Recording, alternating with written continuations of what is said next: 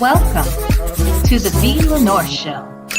Here, we will discuss lifestyle, beauty, celebrity gossip, and current events in our own way, my way, V style. So sit back, relax, and enjoy the show.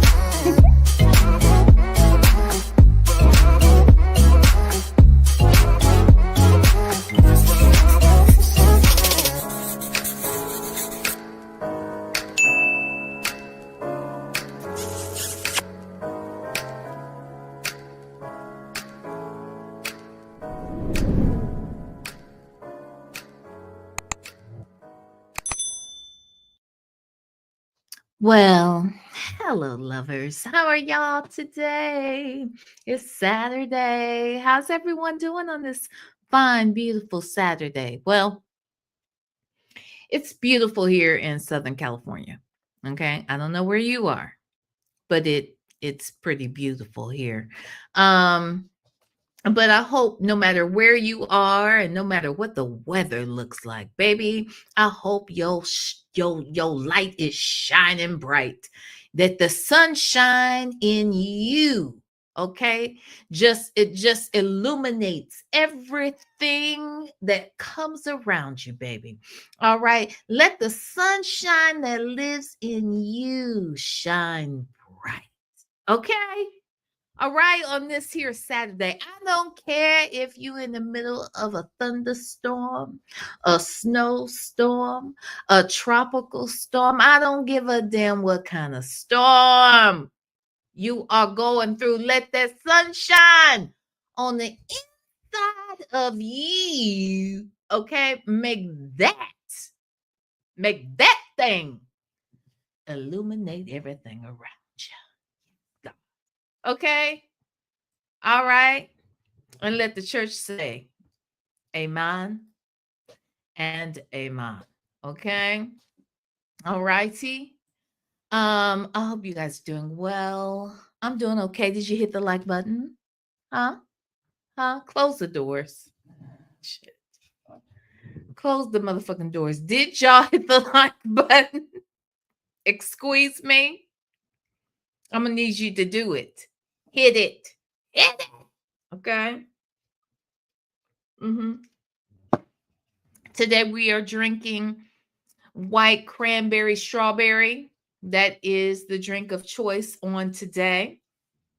And that's it. That's all I have to report. Do you guys have anything? Do you want to tell us some wonderful thing about your Saturday? Because that's all I got. Child went to Sam's Club. No, shit, that's a lie. I went to Sally's. Sam's Club.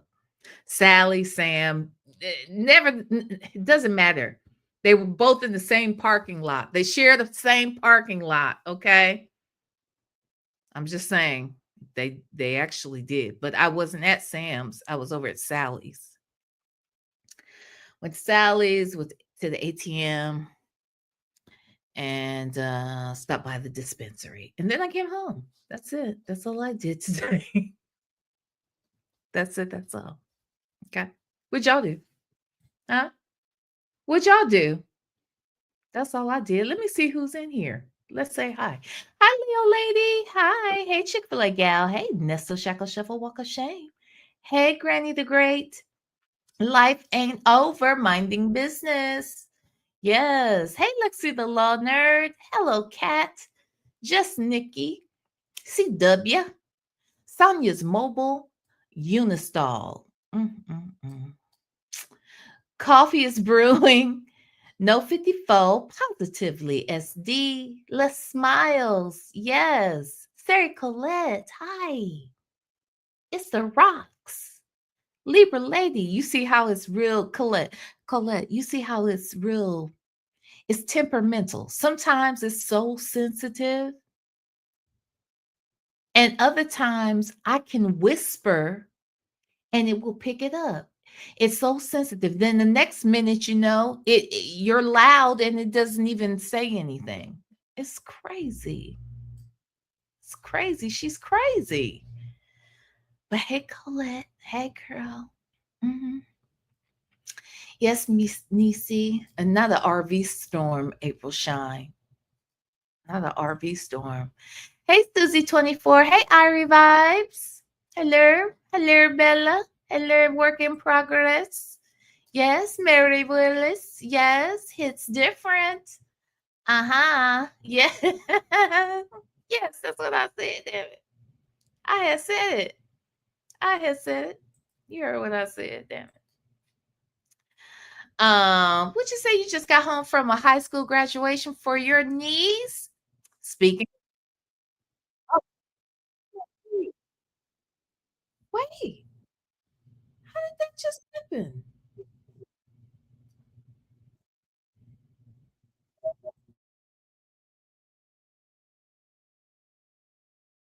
Okay, something's going on, y'all. Hold on. Let me. What just? Oh my God. Hold on. Okay. Okay. Where's this info coming from? Okay, I found it. Oh my God. That freaked me out for a good second or so. Okay, anywho, you said you just got back from a high school graduation for your niece. Well, guess what? We're going to be talking about nieces today, tonight. Okay. Speaking of nieces, we're going to be talking about nieces as well. All right. But congratulations to your niece, Sari Colette. Did you make her a cake? I got to talk to you about that cake thing, baby. Like, I'm serious about that thing. Um, I'm gonna hit you up about that cake. But did you make your niece one? I'm just asking. Hey, Messy Sassy. Hello. Hello, LaMonica Smith. Hello. Beauty is her name. Michi3. Let's see here. Let's see here. Oh, you did. Look, you didn't answer my question. I didn't even know. Bake cakes for the graduation and now chilling at home. Baby, I wish you'd have sent me one. Oh, like I need that. I don't need it, but I sure would like a mm. I'll take a good old pound cake right about now. With the edges kind of crisp. You know, I like a little crunch on the edges. I do. It's hard to get it like that. You got to eat it fresh too if you want that. But anywho, I could go for just a old good old piece of pound cake. I don't care if it's a 7 Up, a sour cream, a strawberry, a lemon. I don't give a damn what kind of pound cake it is. I just would love to have some pound cake. Got some fresh strawberries in there. Costco has some beautiful strawberries, child. So we got some strawberries in there. I could get me some Cool Whip, honey. I would be happy as a camper. No pun intended, Sonya. Shout out to campers. Okay. Um, hey, senders are in. What you say? I'm in the bushes making dinner for fathers tomorrow. Oh, enchilada casserole, tacos, chicken and beef fajitas, margaritas and churro, icebox pie. Is y'all is y'all is that how y'all as Mexican senders are in? And I think I am too. I'm just saying. I be thinking I'm part Mexican. Okay. I want you to know that. I have no proof of that, in the genealogy report, but I feel it in my soul.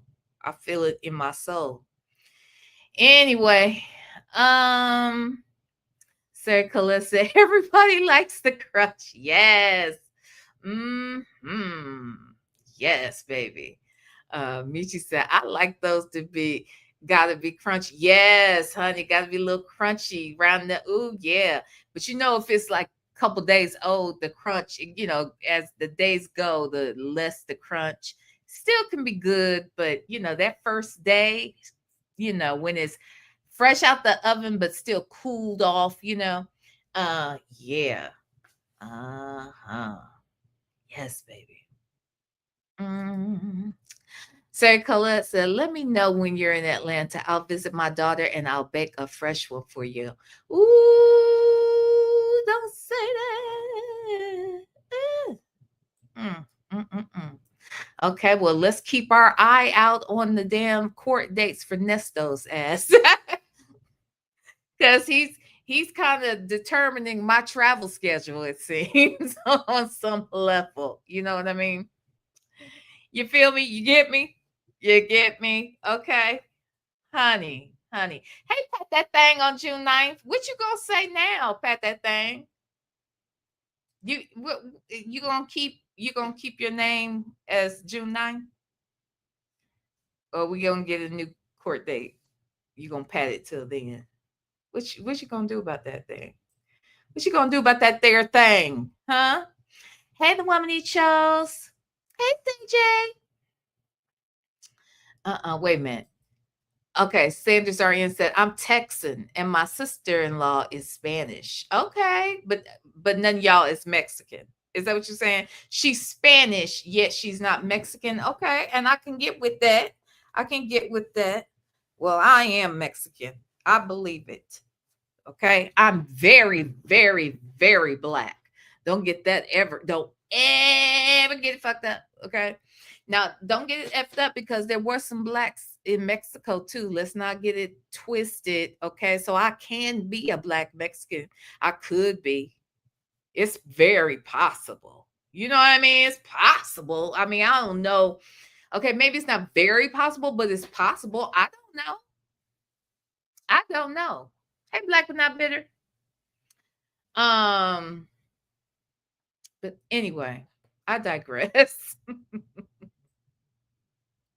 I digress. All I have to say is I like me some Mexican food. I love me some Chinese food, Jesus. Ah, ah, ah. It, I, I do. I do. But baby, I love me some Spanish food, you know, like I like West Indies food. I like uh uh I mean, I just do. I just like, yeah. I haven't had, believe it or not, I haven't had a whole lot of African dishes, even though my son is African.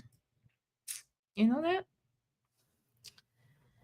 My son is African. His daddy is full blooded Liberian. His dad is half Liberian, half Guyanese. His mother's from Guyana. Okay.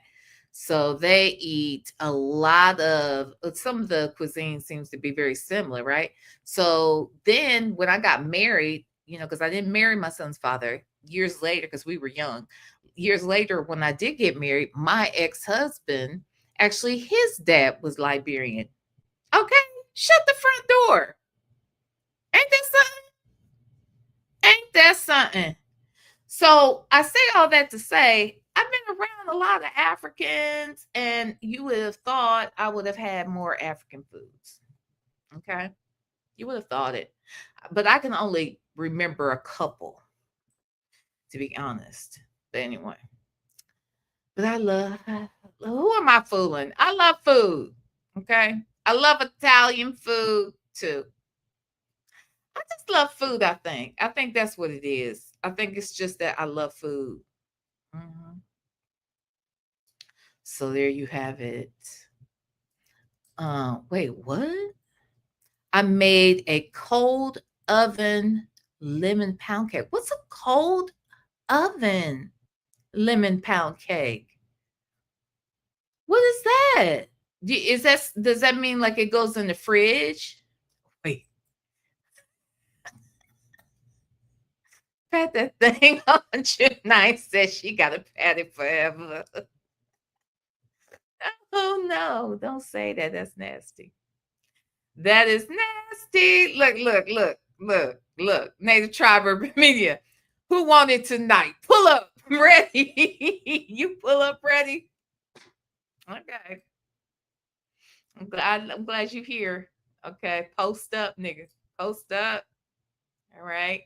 Keep your head on the swivel. Okay. Cause I can't. I'm doing a show. You know what I mean? Hmm. Hilarious. Let's see. It cooks in 2 hours. What does that mean? Cold oven, though. Pat that thing. Is the oven cold? Is it getting? Why does it say that?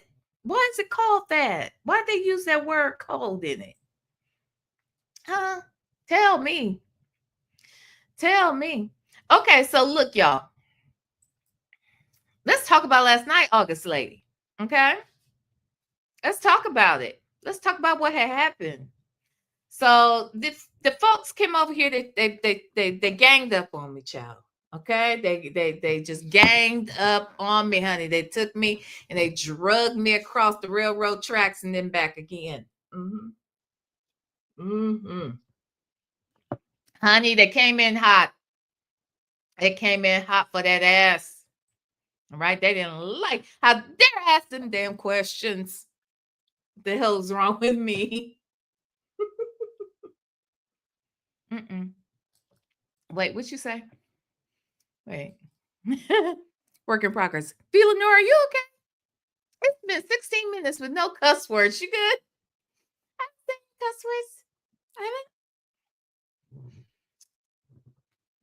What? I don't. Are you sure? Are you sure? Mm. See, maybe I don't cuss as much as you all try to make me out to. Mm-hmm. Um, August, like you wasn't here last night, child. They came in hot for that ass. Okay, they didn't like. How dare I ask these motherfucking questions? Huh? How dare I? Now, I was talking to Native earlier today, and Native always likes to bring up the fact that Sonya has hung up on me twice. She walked off, basically walked off the job when I was interviewing her, right? And then Jerron Hurt, he got all up in his fifis when I interviewed him. He froze up too a couple times, I want to say, and he blocked me on Instagram. So, you know, there's that.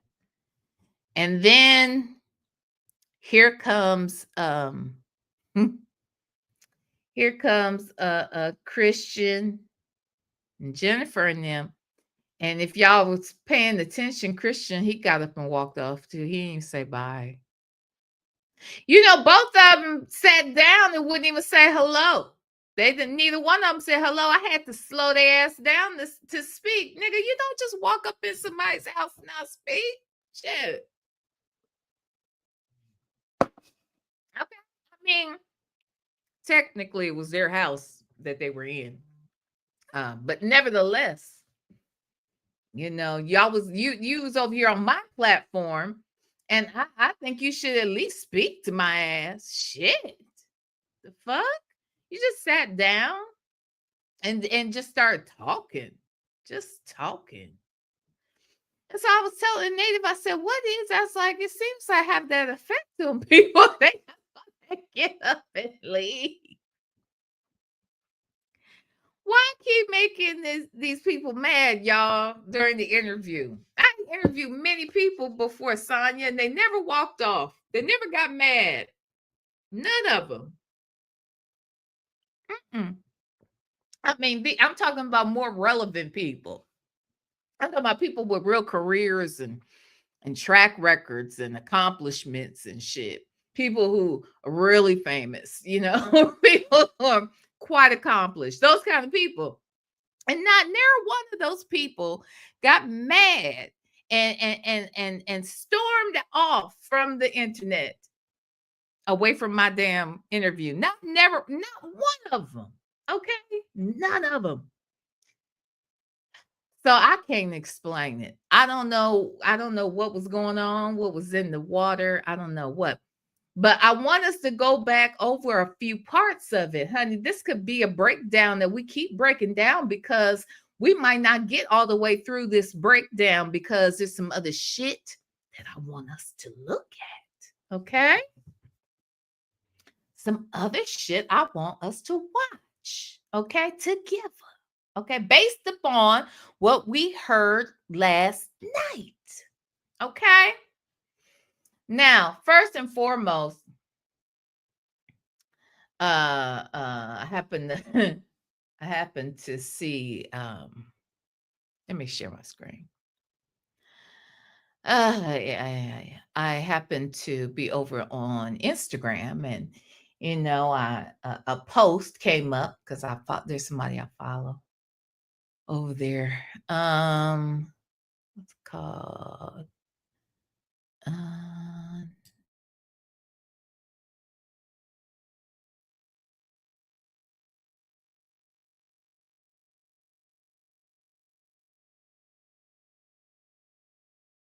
can y'all hear me? Can y'all hear me now? It says something about. Can you guys hear me? It told me I lost connection, but I see my face lighting up. Okay, thanks, August lady. Okay, so let me put this back up. So, I'm minding my business over on Instagram, and I happen to notice that our guest from last night, she made a post, honey. I heard you bitch was looking for me. Bitch, here I go. So this is a post that she put up over on Instagram. That's Lauren J. Stovall, aka Auntie. She put on her page, cameras make people tough. I was in LA 5 weeks waiting, nothing. Vegas for a week, nothing. Back in LA for the Basketball Wives premiere, nothing. Wait, now you saying you don't know who I am after you told me to pull up? Scary Hosada. Okay, that's what she put. All right.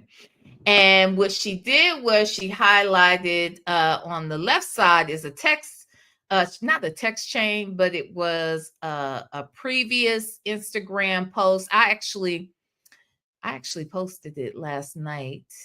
I can do it again. Let me get that for you. Okay. Let me get that for you.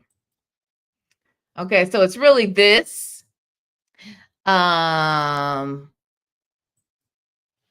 on.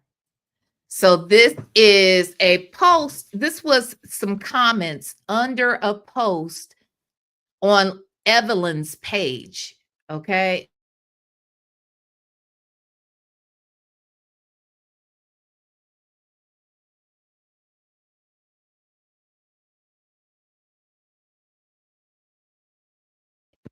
Okay. Y'all keep saying, excuse me, I'm sorry. It keeps saying that I'm losing, my mic is losing connection.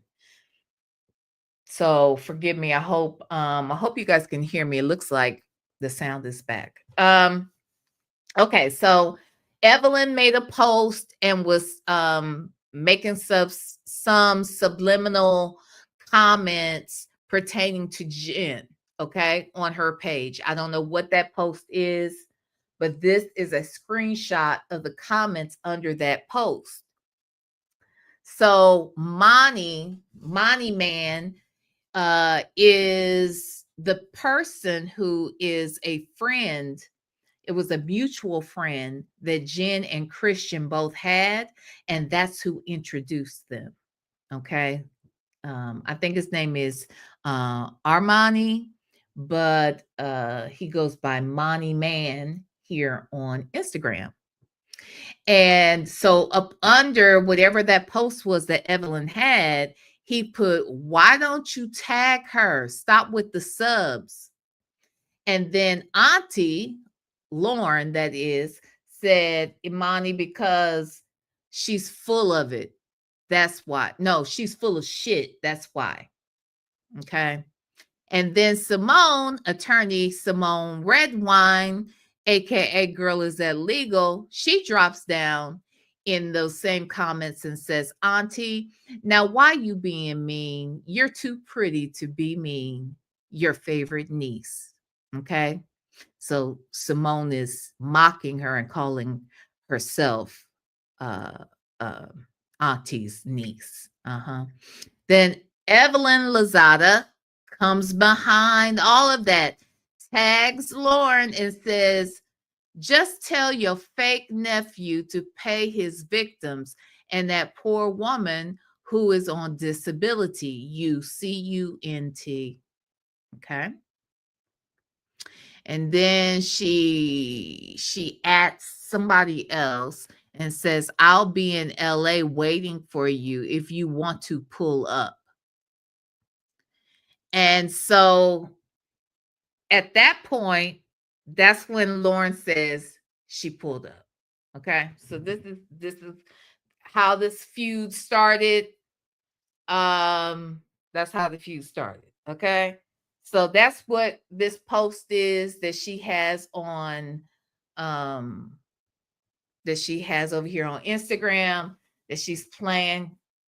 Here I go. Okay. Okay. Bitch, here I go. You was looking for me, told me to pull up. Here I go. Okay, so there's that. Okay, we caught up there. I just thought it was, interesting to pull that up. Okay, because it must have, after talking about it yesterday, probably made her think, like, you know what? And then she went and posted that because that was one of the that's actually the one text message I did put up. I have some other text messages that we can also look at that went along, not text messages. I don't want to misrepresent. It's not text messages. They are the comments, screenshot of the comment section from that same post over there at Evelyn's page, right? Hold on one second. Let me do this. So it's big enough for me.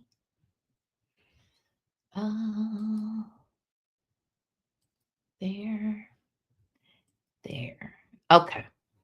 So this was another comment. This is Miss Kiki. Now, Miss Kiki is the person who is a alleged victim of Christians.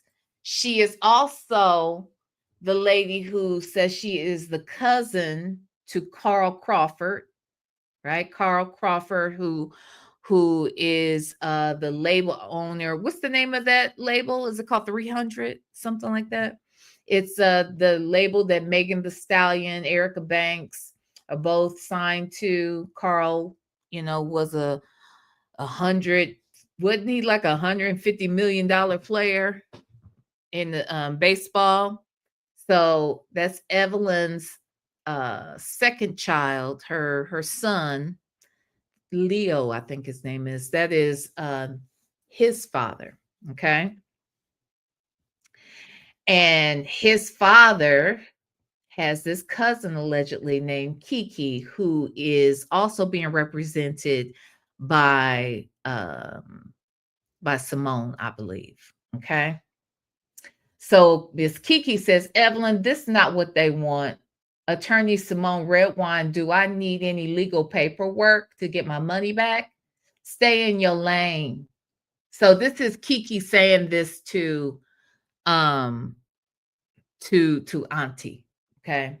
So here's Auntie. Evelyn Lozada, girl, you better stop listening to that fake attorney Simone Redwine. Baby, my legal middle name is Walden. My son is a Walden, and so are my motherfucking grandchildren, all Waldens. But Priscilla owns your grandchild's generational wealth. And talk about victims. Tell your grandchild's father to pay his victim while we talking victims. Okay. All right. So that's what had happened. And then Kiki comes back behind with some laughing emojis. And then Monty responds after that, Monty being the mutual friend of Christian and Jen's, remember that introduced him, who started this chain actually, says, Evelyn Lozada, go get your clothes from Alibaba. They are waiting on your phone call. Okay. There's more. Let's keep going. Then, wait, is this the same one? Okay, here we go. And then after that, we get Kiki again. And now she's added Ty Marie. I don't know who that is, but it says her mama, I guess they don't know Jen will be the reason they all get snatched the fuck up. Let me make sure. Let me see something. Wait, hold on. Oh, you mean. Oh, okay. I think this one, let's read. They don't know. Wait a minute. I wonder which one. This is two.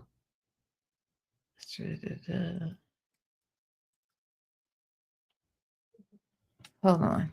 Okay. Wait, this one. This one. Okay. Okay. Yeah. All right. So then okay. So after that, I see Kiki has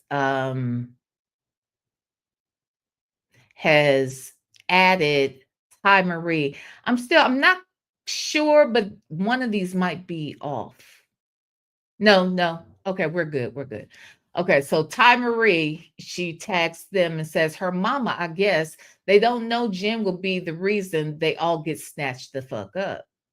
Then Auntie comes behind that and says to Kiki, you interjected on her behalf. You're incompetent. Go read a book. I'm sure that went over your head too. That's what Lauren is saying to Kiki. Now, Lauren, Auntie, is saying to Evelyn, we can all pull up. I got flight money, bitch. And did you call me a CUNT? Yo, mammy. And then my Bella. Is this our my Bella? Jesus. I hope it's not. But anyway, my Bella 215 tags Lauren, Auntie, and says, sis, checking in. And then Lauren responds to my Belle and says, I'm sorry, my Bella, and says, right. It's my Bella 215. 215, 215 is the area code for Birmingham, ain't it? Lauren told us yesterday she was from Birmingham, right? So this must be one of the family saying, sis, checking in. And then Lauren responds to that person and says, right. They don't know. They don't know who they fucking with. The right motherfucker one. Wait, they don't know they fucking with the right motherfucking one. This Alabama about to come straight out. They gonna fuck around and be on A&E. So my God. So then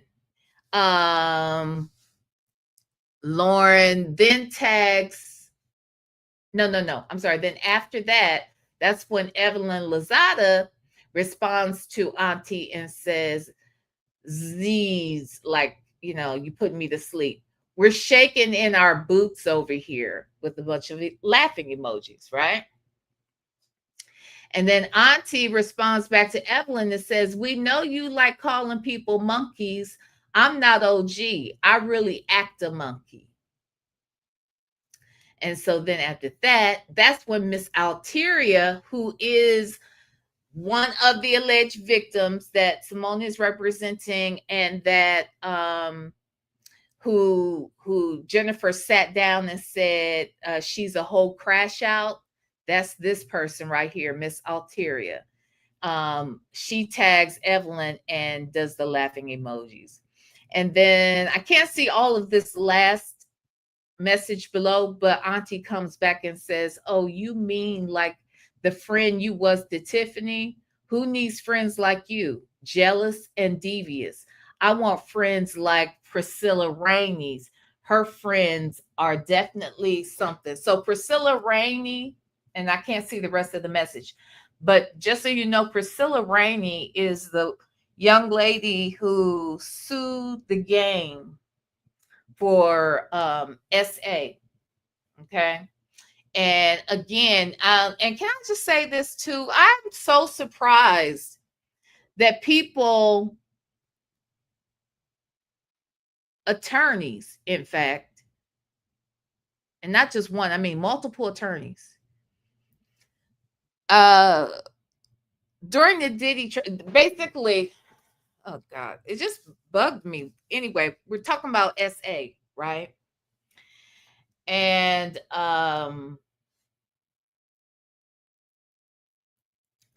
Priscilla Rainey was on this show, and it was, the game was trying to find love or something. I forgot the name of the show, or She Got Game or something. I don't know. And she was one of the contestants on the show. He got really close with her at one point, took her on a date, because they take you on dates. And I guess during the date, he slid his hand under her dress. And I don't remember all of the details, but he allegedly, and I don't even have to say allegedly because he was found guilty. He was found guilty, but they didn't try him criminally. So that's one thing. But she did sue him for harassment, well, for SA, basically. And he lost and she won. And I think her judgment was for like $7 million. It's been years. She's never been able to collect on it, right?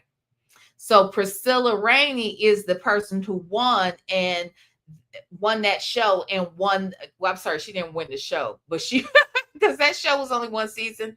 I don't think it won much of anything. The most attention it got was because of this bullshit that happened on the show. And it happened during the taping of the show. It was just wild.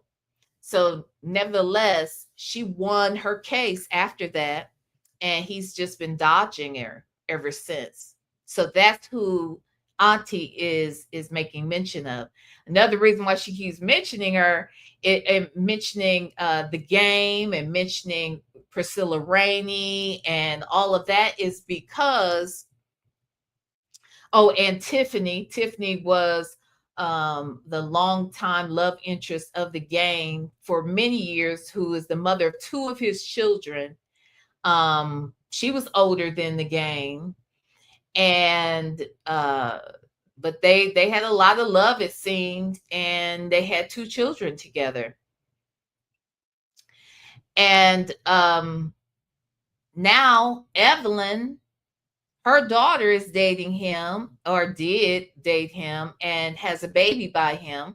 And allegedly, what Auntie told us last night is that Evelyn slept with him first. Now, we did hear that those were the rumors on the street. Those were the rumors on the curb. I don't know these people. Okay, I don't know these people. I don't know if everybody was slinging their thing around like that. I don't know. I don't know. Anyway, so that's that on that. Okay. Any questions before we move on? Okay, because I gotta show you what I about some of the stuff I found after having this discussion last night with this lady, because we got more tea. We were able to make some connections too. Let me see what y'all saying in the chat. Sassy Experience said Evelyn is a hoe. Christian is a crook. Jen is a simp. But my money is on Auntie Lauren. That lady said her last fight was just 4 years ago. Don't get Native started, okay? Native can't get past it, okay? And I understand. That's why I said, sis, I know you ain't out here fighting like that. Shout out, because she's 49. That means she was 45 out here fighting. Now, she said if her kids fight, she fight. And then she did also say that she said, my daughter, she gets busy. She gets busy, right? So I guess they be scrapping, honey. She said, my kids fighting, I'm fighting. Jesus. How about none of y'all fight? I want none of y'all fighting, child. Okay, cause y'all not fight. Golly. Let me see. Wait. Sage is talking to work in progress. Apparently, it was all show. So then Jennifer better be careful because the same can be said about her marriage. What y'all? What y'all talking about? What work in progress say? Huh? Talking about the pull up. Yeah, pull up. Yeah. I want Auntie to be careful about some of these threats because, to say they're going to be on A&E. And I know a lot of times we say things and we mean them figuratively, right? But people will use our words and be like, oh, she said she was going to do this, because we know only one type of situation shows up on A&E. You know what I mean? So, girl, don't let them use you. Don't let the devil use you. If I was you, I wouldn't let him use me like that, child. But okay, so let me share my screen, child, because we got some other things to talk about that I have seen. Now let me get rid of some of my kisses. There's a lot of kissing going on right now in the back. It's got two backgrounds. Okay, we don't need all that, all them lips, all them kisses. We don't need that much love. Okay, let's calm that shit down. Okay, let's do that. Let's make now we are in the night. Okay. I'm not, but you guys probably are. So feel at home. Okay. So you're just up in the sky up there. All right. Let's listen. I felt like about 38 minutes in is where certain portions start up, a little bit of tea starts to get spilled and whatnot. You know what? I'm gonna go freshen up my cranberry juice because I've been guzzling it since I sat down here. Oh, Native, will you go grab me a glass of white cran strawberry, please? That way I won't have to leave the people. Native, could you go get it? And then grab those those golden Oreos in there. Could you grab those for me too? I'm gonna eat what I want till Monday. Okay, Native. Native, could you get it? Native, do you hear me? Native, do you hear me calling you? Oh, now he wants to act like he's asleep. I guess he don't hear me calling him. Okay. Okay. All right, fine. All right, let me is maybe I do that thing. Maybe you're right. Maybe I do. Wait a minute, sassy experience. Native can't right now. He's taking out the trash.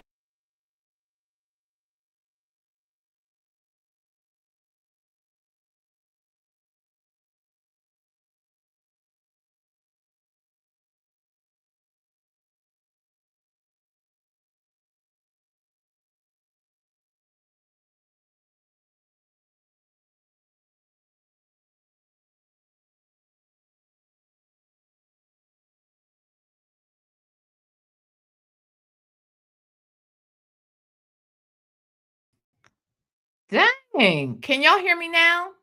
Good gosh, it keeps losing connection. I don't know what the hell. It just keeps losing connection. Okay, so let me bring my thing back up. Jeesh. This is the third or fourth time. All right, here we go. He's busy, V. He better hurry up. I'll get my shit myself. Fuck it. Hands probably filthy anyway. Anywho, okay, so this is around the time that I felt like tea starts spilling. Oh, absolutely. Oh, you're awake now? You're awake? Oh, hi. Could you grab me some juice then, please? Sheesh. Right, right, a lady 747. Nobody. Who wants to see their mama fighting? Okay, when I was a kid, I didn't want to see that shit. I didn't. Okay, I didn't want to see it. And my mama was that woman looking for a fight. Okay, she was that one who wishes you would. Okay, she wants you to fuck around so that you can find out. You know what I'm saying? So I never wanted to see that shit. I don't get it. But anywho, oh native Villanor juice is ready. Y'all are silly. CJ say, and she bragging like she 15 in high school. Yeah, I know. I didn't like that either, Lauren. And she is a good looking lady. You know, she is. She's a nice looking lady. Look at her. Skin real pretty. Looks like she ain't even got no makeup on. She's just a pretty girl. She don't need to be out there fighting. What's she out there fighting for? You better stop it, girl. So anyway, okay, so let's listen to when certain things I think would be interesting to talk about a little further. Okay, now you said you mentioned that you worked in the industry for 10 Mhm, years. I heard in a recent interview you did, you mentioned that you knew Diddy. You worked mhm. with him when you were in the business. What did you do in the business? And tell me a little bit about how you came to know I Sean P. Diddy Combs. I started off as a casting director, Okay. and then I moved up into a film producer. So I've worked with a lot of different directors, Chris Robinson, Hype, Benny. I worked with a lot of the different directors, Benny, and Benny, and here's something too that I did not get clarity from her, and this is my fault because later on I was like, she never told me really who show me what she did, right? And she said she was in film and television, but I do believe all the directors she just mentioned, I believe all of them are video directors. I mean, they may have done some film, maybe, but for the most part, they were known for doing really nice music videos. And there's nothing wrong with that. But I just wonder why she stopped and what, how did she get those, how did she get into that position to be able to be a casting director and I want to say she said casting director, producer, um, something like that. She said she knew Diddy as Puff, right? Because that's who he was back then, Puffy Puff. Um, I think some people still call him that. Um, but we didn't really get a chance to hear more about what she was doing. Um, and for how long? She said for 7 years or something like that, or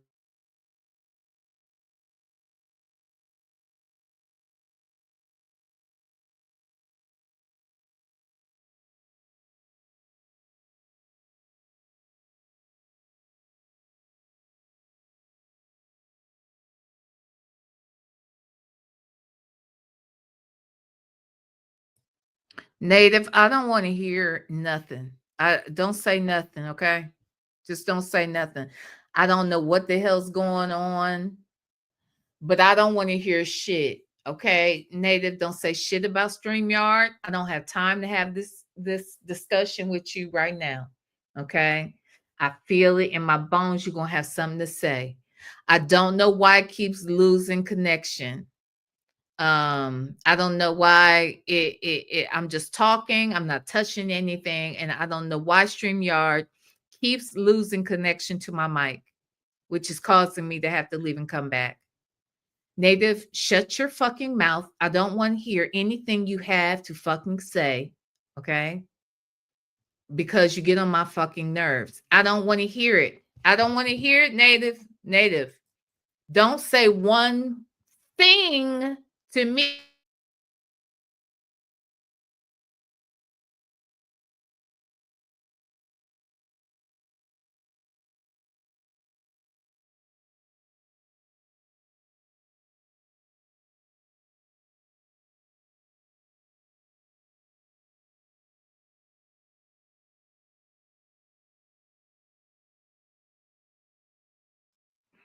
Native, did you do this?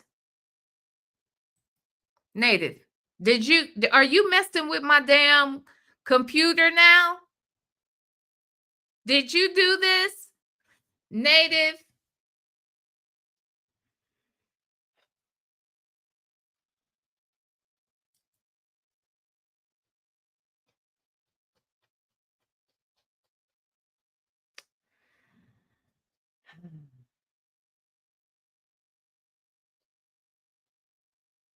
All right. Okay, Native. Native, hush. Keep it down. Keep it down. We can talk about this later. Let me just share my screen again. Fucking again. Damn it, man.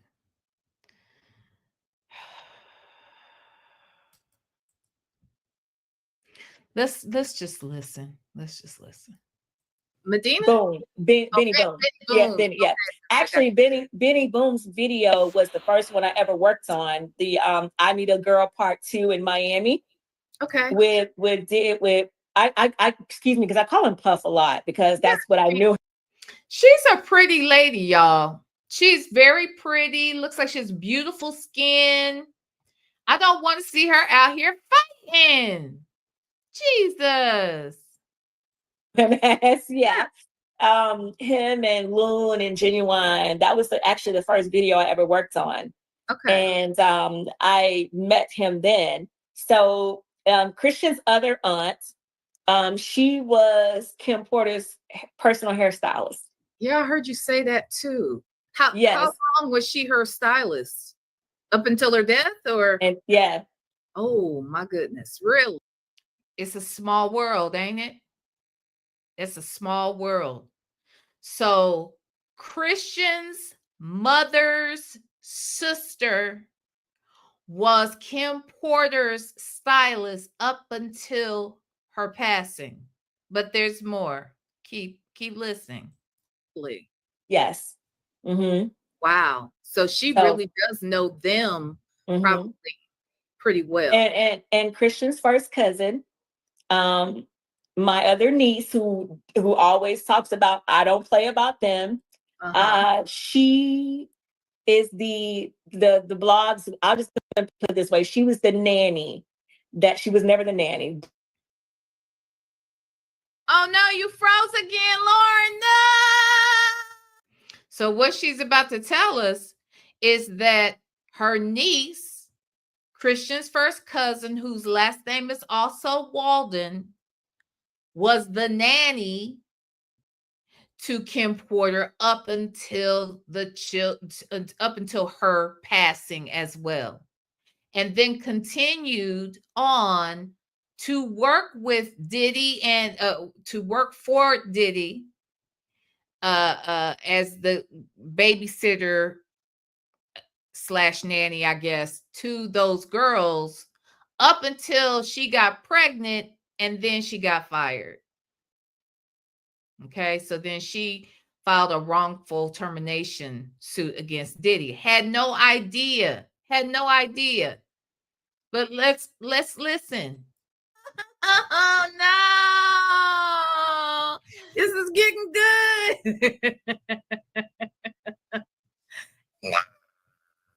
Okay, wait. Okay, she back. Can you hear me? I don't see her. If you can hear me, hey Lauren, can you hear me now? Uh-oh. Let me call her. Okay, can you see me now? I can see you. I could always see you. Can you hear me? I can hear you. Okay, good. Okay. I took it off the Wi-Fi. Oh, okay. I was gonna say if something like that happens again, you may need to like go all the way out and then come click that link again. Yeah. Okay, yeah. I took it off the Wi-Fi. We'll see if that works. Okay. But as I was saying, I'm just gonna say without just bringing, she was the blogs was basically kind of saying the nanny who lived there or whatever, or who sued him, whatever, but she was not the nanny. But wait, that's Christian's first cousin? Yes, my other niece. So your niece worked, I guess, for her. You saying she's not the nanny? What was she? What was She her lived. role? She lived there. She took care of the. She lived there. She was like her goddaughter. Oh wow. Okay. Hmm. Up And until so death. Up until death. lived in that house. Yes. This we need a whole nother live. Let, So let me let you and I only say that to bring that people who are saying, oh, he's a scammer or a clout or different things like that. I say these things to say that our family, Christian, has been around entertainment all his life.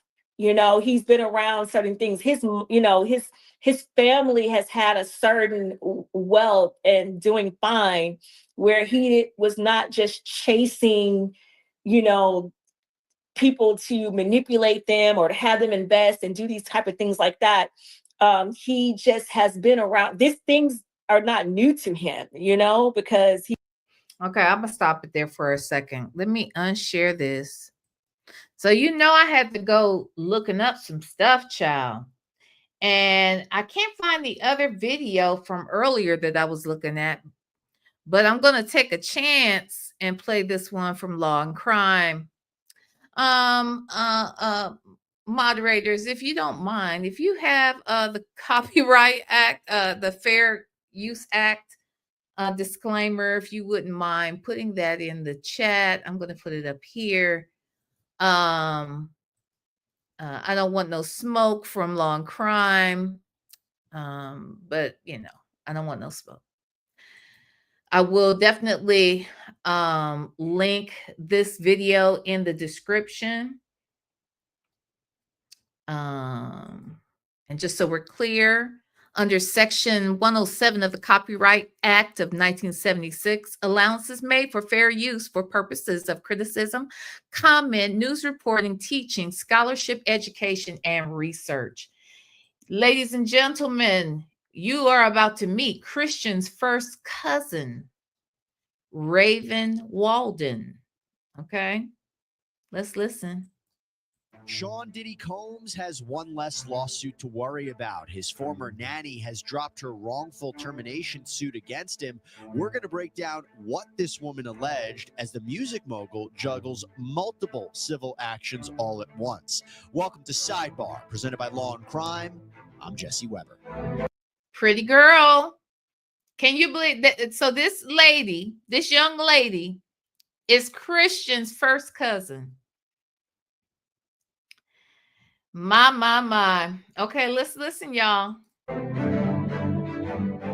Over the last few weeks, we've talked a lot about the civil lawsuits that Sean Combs is facing. He settled one of the most explosive lawsuits just one day after it was filed at the end of last year. This was about his ex-girlfriend, Cassandra Ventura, known as Cat.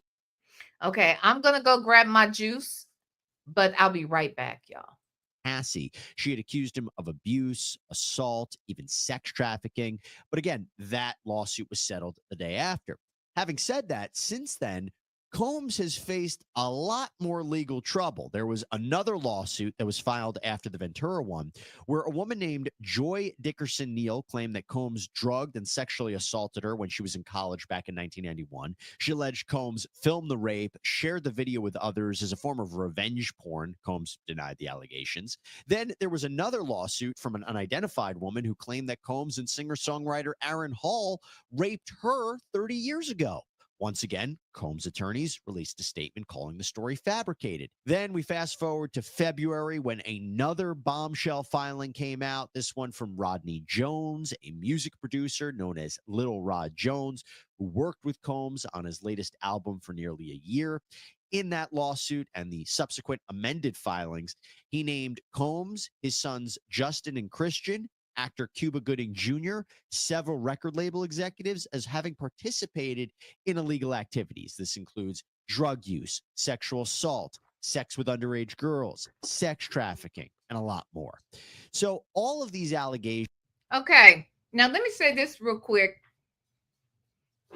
Just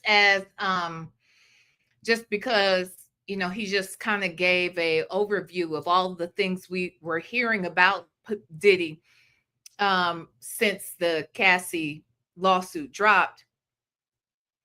And the one thing I thought we were going to hear about was him with underage girls and having them come to the house and selling them off and having these parties with these babies and stuff at the party. And like, we haven't heard any of that come out. We haven't even heard of him being with a man. I just think that there are some things that, some ways in which the media has set this up to make it seem as if we were going to hear things that they couldn't have possibly known we were going to hear, because we haven't heard any of it. Or maybe it's just not relative or relevant to the charges he's looking at now, or maybe it has something to do with the time frame. I don't know, but it's just a lot of things that we thought we were going to see that we just never saw. But anywho, I didn't know about this whole situation with this nanny until last night, and then someone in the chat, and I'm sure, I can't remember who said it, but I'm almost certain the person is here now. So tell me if it was you. They said, "Oh, this is the nanny that had all that had issues around her after Cassie's lawsuit or something like that." And I was like, "Oh." So then that's what made me go look. And sure enough, here she was. Okay, so let's listen. In these lawsuits are likely being investigated right now by the Southern District of New York, which is reportedly. Wait, Tanya B, when did we hear about him being with one in court? We didn't hear that. He's been in the room. Jonathan Adi said that he had been with him, but he's not been in the courtroom. They don't even have his testimony as evidence.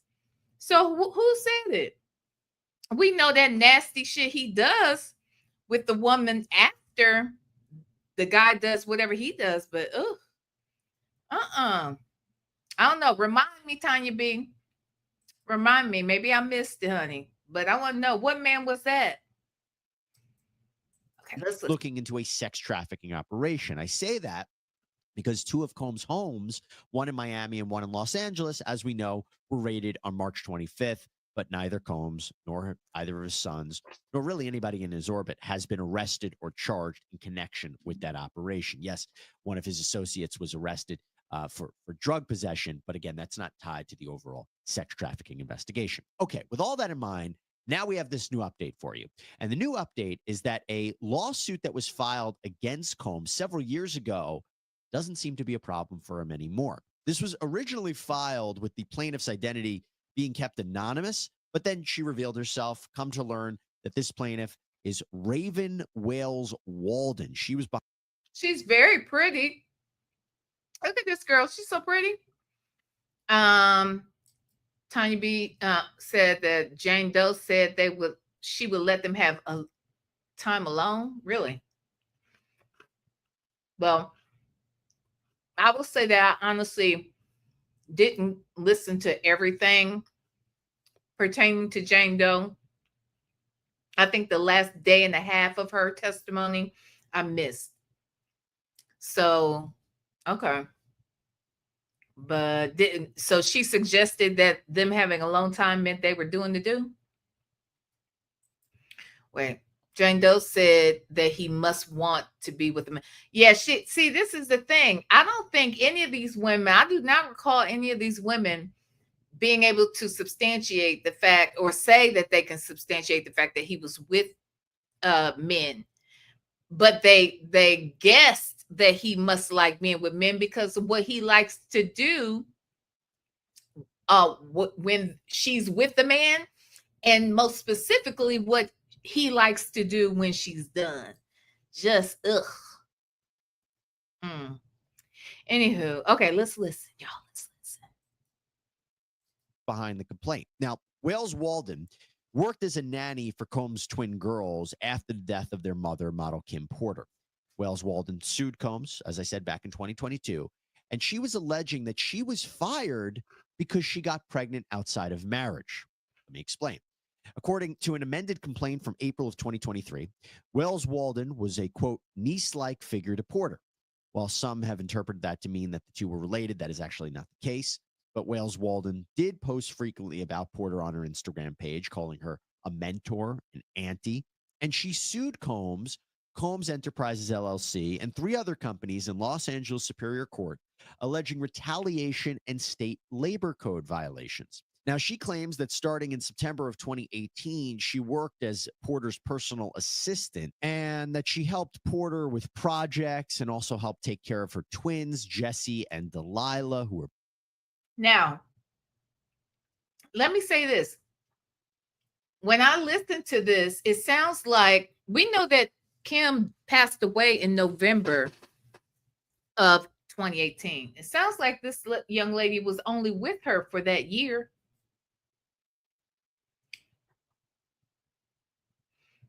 Am I wrong? If you listen to this, it sounds like he's saying that she started to work for her as her personal assistant in 2018 and then kind of moved into this nanny-like role. But she died in 2018 too. So I'm not saying they couldn't have been close or had maybe they knew each other beforehand. I don't know how the lady got the job, but I'm just saying it's a little interesting to me that she just went to work for in 2018. I think that's what he just said. But okay. We're both 11. And just a couple months later, in November of 2018, sadly, Porter died of pneumonia at age 47. Well, according to Wales Walden, just one day after Porter died, Combs asked her to live at his estate and be a full-time nanny, 24/7. So the complaint says that Wales Walden agreed. She agreed to honor Porter. And in posts on her Instagram page, Wales Walden posted photos and videos of herself and the twins, as well as other members of the family, like Christian Combs. She posted about going to Combs' large party for his 50th birthday, and another video showed Combs in attendance at one of Wales Walden's gender reveal parties. But the lawsuit says that Combs fired Wales Walden in January of 2021, quote, because she was pregnant and unmarried, which purportedly set a bad example for his daughters. Now,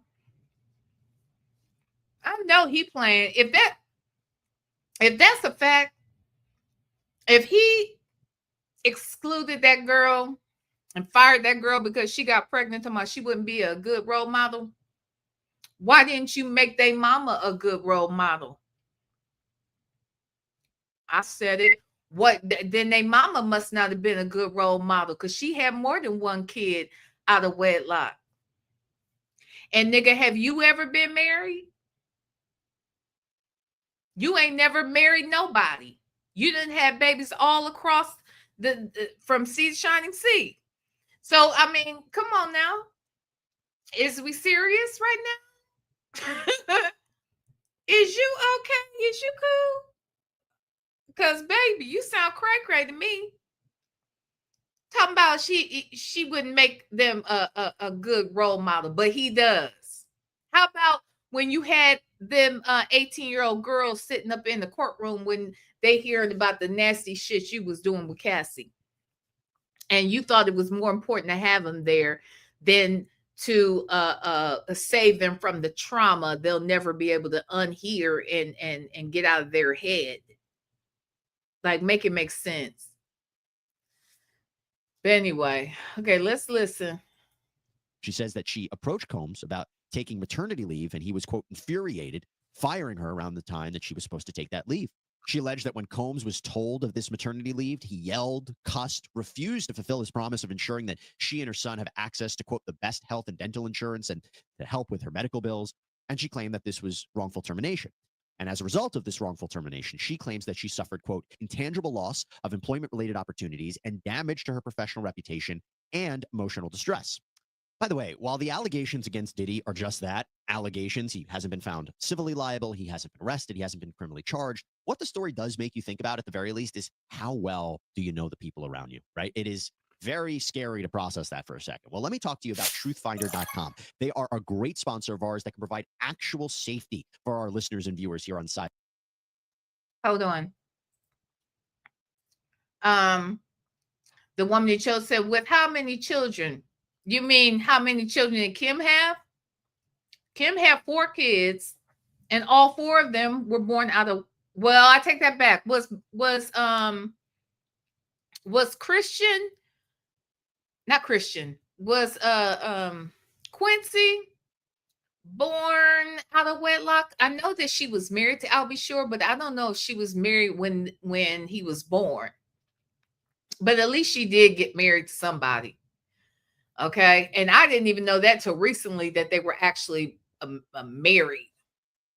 But she was not married at all with any of the three kids she had with Diddy. So there's that. Diddy ain't never married nobody, but got 7 kids. Give me a break. Mm-mm. Let's see what y'all saying. Oh, I thought her and Al never divorced. He's married now, though. Or he was. Maybe he's not married now. But he got married again, didn't he? I want to say he got married again. I don't know if he's married. I shouldn't put that out there like that. But okay, let's listen. Sidebar. Why do I say that? Because Truthfinder is one of the largest public records search services in the entire world. Their whole goal is to help people like you learn what's going on with the people in their life. Okay. I'll be the guinea pig. Jesse. Okay. Truth Finder. No shade to Truth Finder. We're just moving on. Okay. Flags. Well, right now you can get 50% off of confidential background reports. Oh my God. Okay. This lawsuit is a meritless shakedown to extort money from Mr. Combs. Raven is not the niece of Kim Porter, as she falsely alleges, nor is there any legal basis for this case to be filed under the anonymity as a Jane Doe. Raven was a part-time babysitter to the twins, who Mr. Combs kept on the job back in 2018 to provide continuity for the twins following the untimely death of their mother. Mr. Combs graciously permitted Raven to live in his home with her son and treated them like family. And the rep continued, quote, her babysitting services were always intended to be temporary, especially since the girls were getting older and spending most of the day at school. In fact, Raven's transition out of her role was planned and agreed to by her long before she even mentioned that she was pregnant. Mr. Combs will take swift and immediate action to protect his family against these false claims. According to their own court filings, Combs' camp says that Wales Walden's employment was terminated because she just wasn't good enough at her job, so she was fired for cause. Legal responses also stated that the part-time nanny was, quote, not performing all of her job duties as required, that there were some days that Wales Walden received compensation for work that was not performed, thus resulting in wages being paid to Wales Walden that were not owed. Diddy's legal team wrote that he took, quote, reasonable steps to prevent and correct workplace discrimination, if any, and to implement internal grievance processes designed to respond to, correct, remedy, or otherwise avoid the alleged harm, if any, and unreasonably failed to utilize the preventative and corrective measures that the Combs defendants provided, and reasonable use of such procedures would have prevented at least some of the harm, if any, that alleges to have suffered. And it was interesting because during the course of this case, Wales Walden accused Diddy of not fulfilling his discovery obligations during the course of this litigation, that he was being evasive. Now, discovery during a lawsuit is when you turn over material to the other side. She was actually seeking $5,000 in sanctions against him. Well, Diddy's legal team had a response to that. Quote, instead of filing the motion and wasting court and party resources, Raven should have consulted with him on a production schedule in order to understand when they would be producing the documents they committed to. Sanctions are not warranted under these circumstances because the documents sought have been produced. The motion was irrelevant to Diddy's production, and Raven's counsel manufactured a dispute that did not exist. But then you fast forward to April 2nd, 2024, and her attorney filed papers with the judge asking that the complaint be dismissed with prejudice, which means it can't be refiled. Why would her attorney ask that everything be dropped immediately with prejudice? You're saying, I want you to go ahead, I want you to cancel this out and don't even allow me to bring it back. I'm going to ask that you not allow me to bring this damn shit back up. I'm going to ask that of you. Sounds like a whole-blown settlement. Okay, that's a settlement for your ass. And with all this shit going on too, they were probably happy to write her a check real quick and send her on her fucking way. Okay. So it's not clear if there was some sort of settlement agreement reached between Wales Walden and Diddy, or if maybe they felt her case wasn't strong enough, if they felt it wouldn't be successful. Maybe it was the time, the expense of the litigation. Maybe there's some other reason. We just don't know. What I can tell you is that at a time when Diddy is facing a number of legal actions, and when he says that he is the victim of a shakedown and money grabs by multiple people, this is definitely a win for him, both legally and from a PR point of view. That's all we have for you here on Sidebar, everybody. Thank you so much for. Thank you, Sidebar. Thank you, Law and Crime. Thank you. Shout out to Law and Crime. Okay. So that happened. Any questions? So who knew that Christian's niece was Kim Porter's nanny? Okay. But I want to go, I'm pretty sure that he said that she had just been working in 2018, but the lady died in 2018. So I'm just wondering, did she know him? Did she know that family long before that? I know that this other aunt is saying, or the aunt that we interviewed is saying that she knew Diddy back in the day. I mean, I'm just wondering. I'm just wondering. It's a lot. Anyway, okay, so let's get back into this. Let me share my screen again, child. I was like, this is a show inside of a show, you know? It was a whole show going on inside the show.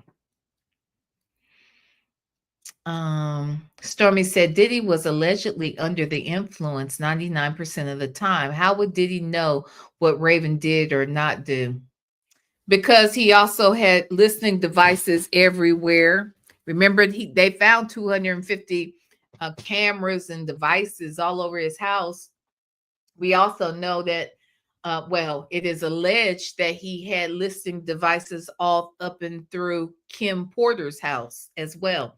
In fact, they say that Diddy purposely placed people in Kim's life to keep an eye on her. They say allegedly that Baby Love's mother was one of the people that they say she's an IT guru. They say she set up surveillance shit in Kim's house, allegedly. All of this is alleged.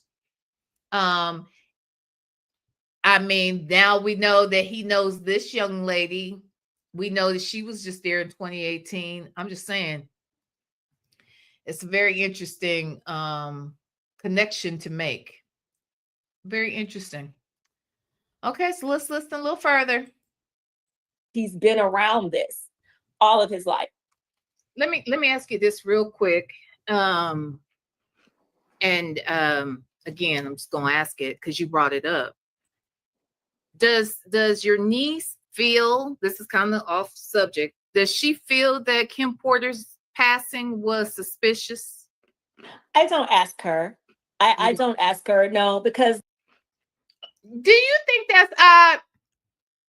For me, with all this going on, all that has been said, shit that was said long before any of this stuff started happening around Cassie and whatnot.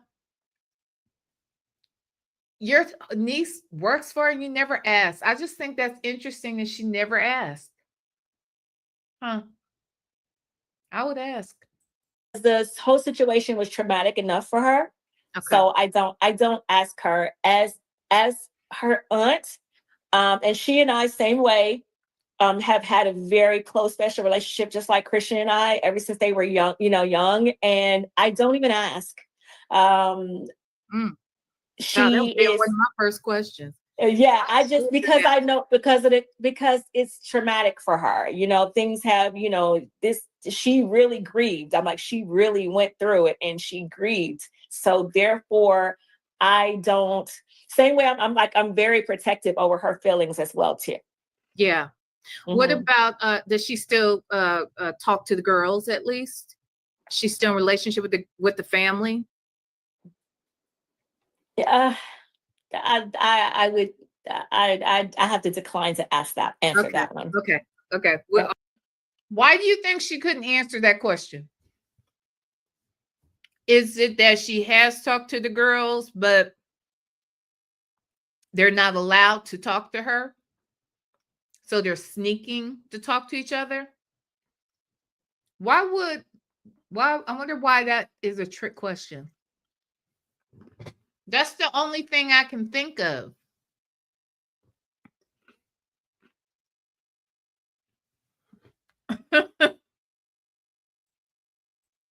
CJ says all cat.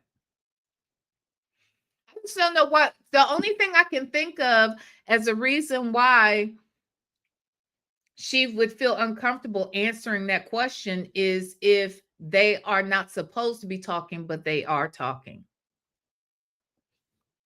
Otherwise, it doesn't make sense to me. But work in progress because you fact check everything. That's why she shut up. She didn't know that. I think this lady is name dropping again.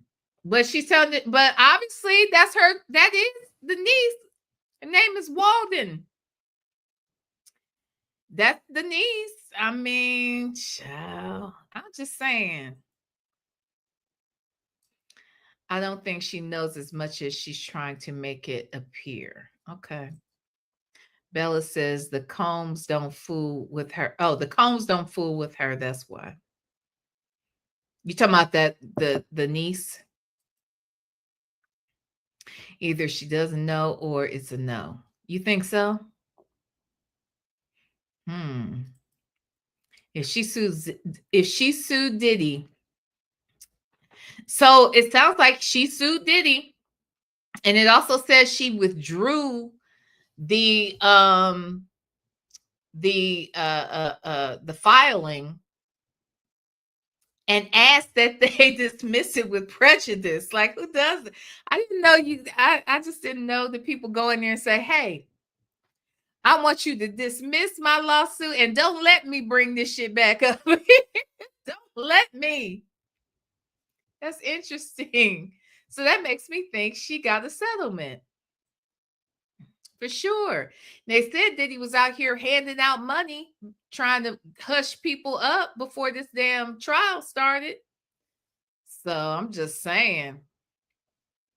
But she throwing Evelyn and her daughter's business all around the internet. Now, this is what I would say. I know a lot of y'all had a problem, and I know that Evelyn had a problem about this on the show, that Jennifer brought up her daughter. Okay. I want y'all to really think about this, though. Jennifer has a husband now. We can like him, we can love him, we can hate him. It don't matter because that's her husband, right? Now, someone is on your job talking shit about your husband, right? They're talking about how your husband has a felony. They're talking about how your husband is a deadbeat. They're talking about your husband is a crook. Saying your husband is a scammer. He's a swindler. He's this, he's that. He's zesty, whatever you want to say. Okay. They're saying all of these things about your husband. But when you mention their daughter, who is an adult, it's a problem. Now, here's the thing. I would have a problem with it if her daughter wasn't on the show. The daughter has been on the show. The daughter is an adult. The daughter has been out here trying to be an influencer herself. Remember, she had her own little what was it, swimsuit line or whatever she was working on. The daughter has been out here doing her thing, and she makes a point to be on that show. She may not be on there every week, but she's been on that show a lot for years. Okay? For years. So if you're going to talk about my husband, who has a felony and this, that, and the other, and is a scammer or whatever, then we gonna talk about your baby daddy, your daughter's baby daddy, who is also all the things you're saying about me, allegedly. I don't know. I don't got no problem with it because this girl is on the show. Jackie's daughter is on the show. I guess nobody's supposed to talk about Jackie's daughter. Why? Why? So they're gonna work around not talking about Jackie's daughter. Jackie's daughter's on the show. Old girl has been on that show as well. So why Evelyn's getting all up in her fifis? This woman is out here trying to tell. She is out here doing having a private eye look into her friend's husband's information and doing it on national television and this, that, and the other. She's doing all of that. And then you think that a woman who loves her husband ain't gonna check you and bring up your daughter who is grown, who is also on the show? I'm just saying, you can't have it both ways. You can't call shit out and talk about everybody else. Evelyn brought Jackie's daughter, the one that's on the show now. Evelyn brought that girl onto the show, had her talking about her own mama to her, and exposed it to the woman on the same show to humiliate her. Are you kidding me? Now nobody can say nothing about her daughter? No, come on now. Now we can't do this. We can't do this. Now, I'm just saying, we not gonna do that. That's right. Jackie talked about her own daughter. That's fine. Her daughter is a cast member now, and so is Shanice, if you ask me. She be on there every now and she's a reoccurring guest for years. For years. So either you're not going to talk about nobody's kids. They talk about Brandy's husband. They talk about everybody, but now you can't talk about your daughter. Why? Because you ain't got no husband. You've never had one. She would have kicked somebody's ass if they had said something about Ocho Cinco. And that wasn't even her husband for no good amount of time. So, I mean, come on now. We're just not going to play these games. We're just not going to do it. A lady said, Tiny B here, I know she's committed a crime or two, very violent. Let me call Agent Orange. You're a mess. What y'all talking about? I see what you're saying, but is the daughter in Jennifer's business talking about her? That's what I'm saying. Jen and Evelyn been at each other over each other's husband. Yes, Evelyn has sat down and had conversations about Jen with her daughter. Sure has, on screen, when they weren't getting along and when they were.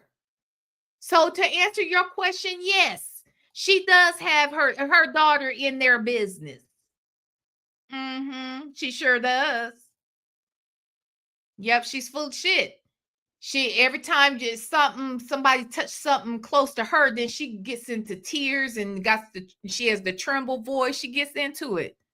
So yes, no, you're not gonna do that. That's not gonna be your go-to. Don't talk about my daughter. But you brought Jackie's daughter on the show. You remember that? Do you remember that? You brought somebody's child on the show to use them as a weapon against their own mama.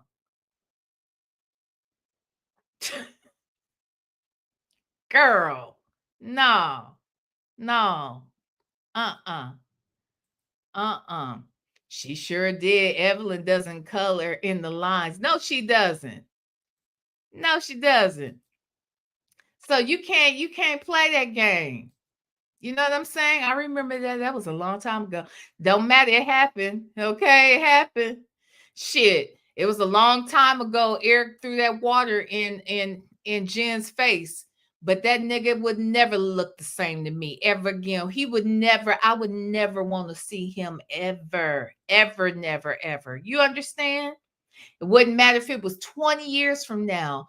I'm going to always have a problem with the fact that your black ass threw that glass of water or whatever the fuck it was in my damn face. Yeah, what happened? It's been a minute since I've seen the show. What you talking about? Did I I second that V. Evelyn is trash and she's always done things like that. She thinks she's special. Yeah, for whatever reason, you can't do it to her. Now, they done talked about that. They done talked about Brandy's husband. He ain't even on the show like that either. But they talk about his ass.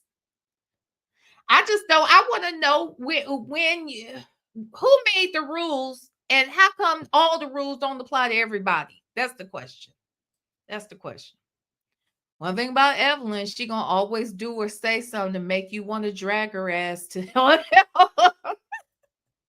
the hell? Jennifer has a history of responding using Evelyn's daughter's name. So, do you see how they bully that girl? Did you see how Evelyn came across a fucking table, threatened and terrorized Jen? Leading up to that day, she was terrorizing that girl. And she mad. Your daughter is going to be brought up if you keep bringing your daughter on the show. Her daughter's been on the show. So what? She brought up her daughter. I mean, so what? I don't recall her. I'm trying to think. What is it that she said about her daughter that is? I mean, Jackie is the one who called her a build-a-whore. She called Evelyn, has to remember, Jackie is the one that called Evelyn's daughter a build-a-whore. Did Jen do that? I mean, come on now. They just be wanting something to look, Jen has gotten on my nerves. There have been times when she's gotten on my nerves, but the truth of the matter is they always use Jen as somebody they can just pounce on every now and then. I'm not saying she's a victim, or she's helpless or that she is innocent. I'm not saying that at all, because I have felt that she has gone along with the bullshit just to stay in Evelyn's good graces for many years, even when she knew shit was wrong. I never liked how they treated Royce on the show. I don't care how Royce was dancing and how they feel about her and who she dates or whatever. But the truth of the matter is they tried to bully Royce. And they would all link up against one. That's just how they did. I don't like that shit. I don't like it. So if her daughter is on the show, then yes, her daughter is she game. She game. Okay. We don't never hear nobody talking about Jackie's son. And he's been on the show, but he stays out of the clear. You know what I mean? Like, we don't hear people. I don't know. Let me think of somebody else on there. Like, there's nothing to talk about if the people ain't on the show. We never heard nobody talking about Shawnee's kids when she was on the show. They wasn't on there talking about Tammy's kids, but they wasn't really on the show either. And when they did come on the show, it was at some really crucial moments, but they weren't cast members of that show. I just think, come on now. Let's see. A lady 747 says, speaking of color, Evelyn is a colorist also. She might be. It's possible. Sajak, is the daughter doing what the auntie is doing? Is what I mean. Okay.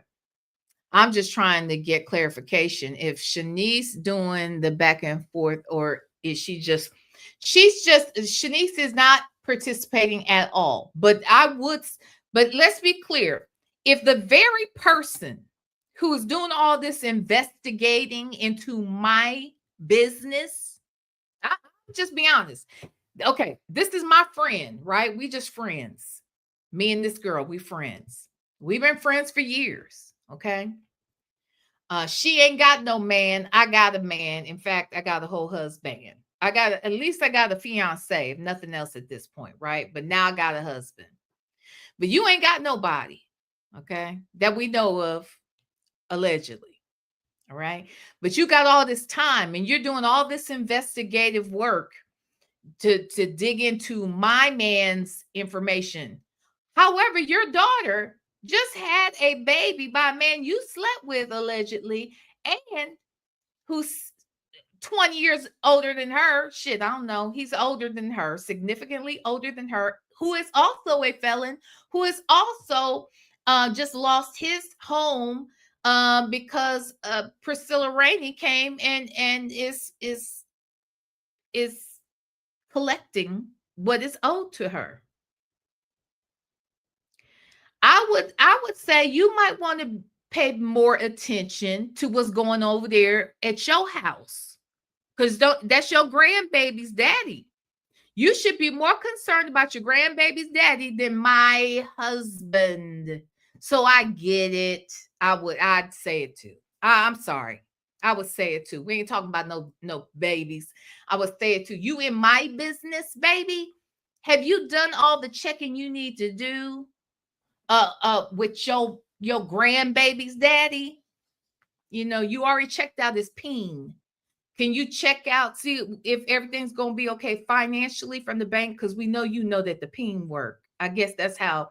I mean, I'm just saying, if that is true, if that's true, ooh, Evelyn ain't gonna come on here. Okay, I can see that. Ooh, I don't think she gonna come on here now. If she was ever, I'm just saying, child.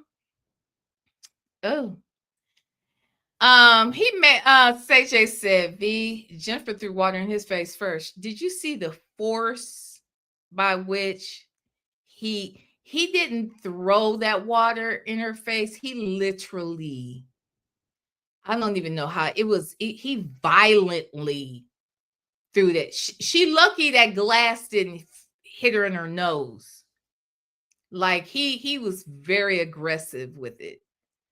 I'm just saying, please hit the like button, y'all. But Jen started with him first, Villanor. He started when he grew that golf ball on his face. See, if that were me, if I was his woman, I would feel attacked every motherfucking morning. I have to roll over and look at that golf ball on the side of his forehead. Drain that shit. Why are you walking around with that tumor on your face?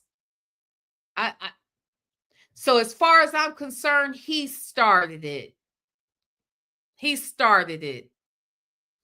Okay. Child. Never living that down. I remember Evelyn and Shawnee were the mean light-skinned girls. Yeah, it seemed that way. Sure did seem that way. Shaby, if we're arguing about apples, don't bring my son up here. My son is off limits.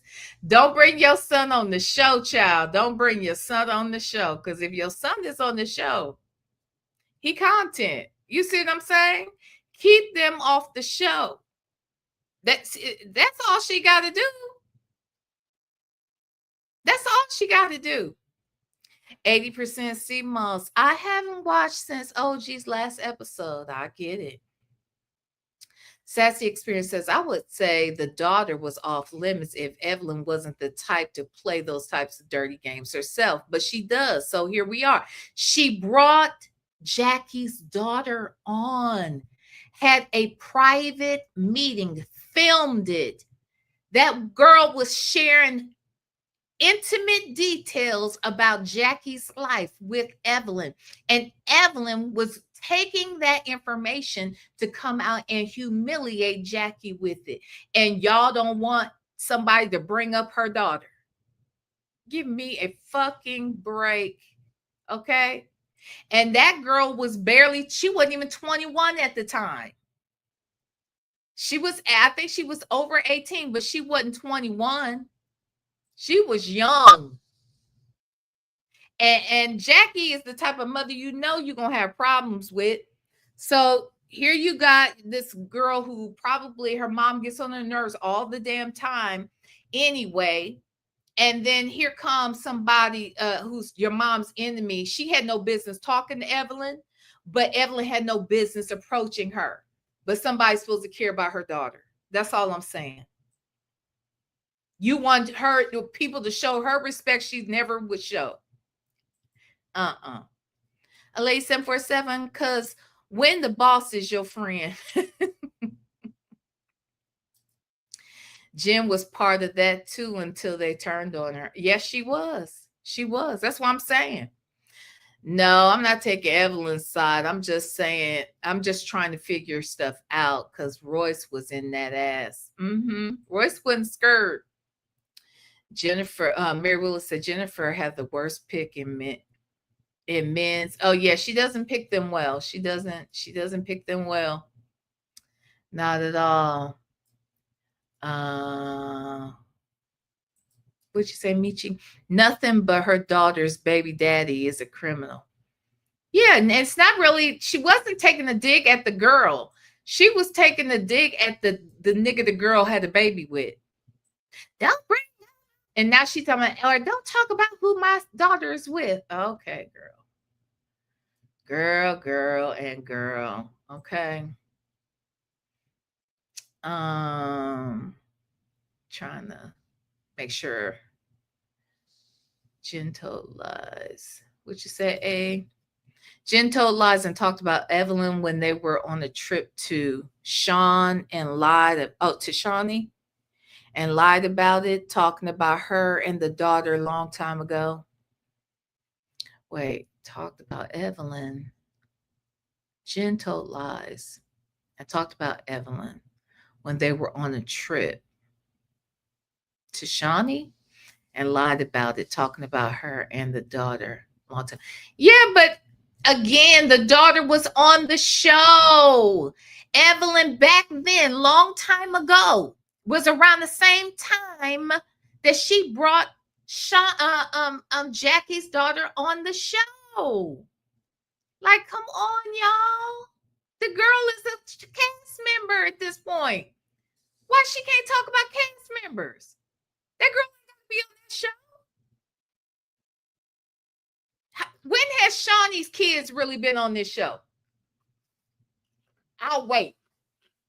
I'd say maybe twice. So, and she got plenty of them. Okay, she got what, 5 kids? They only been on that show a few times, a handful of times. And it was, for some legitimate situation going on around them. At the end of the day, they bring these people on this show. And when you do that, you open them up to ridicule. So, I mean, I'm just saying, I can't.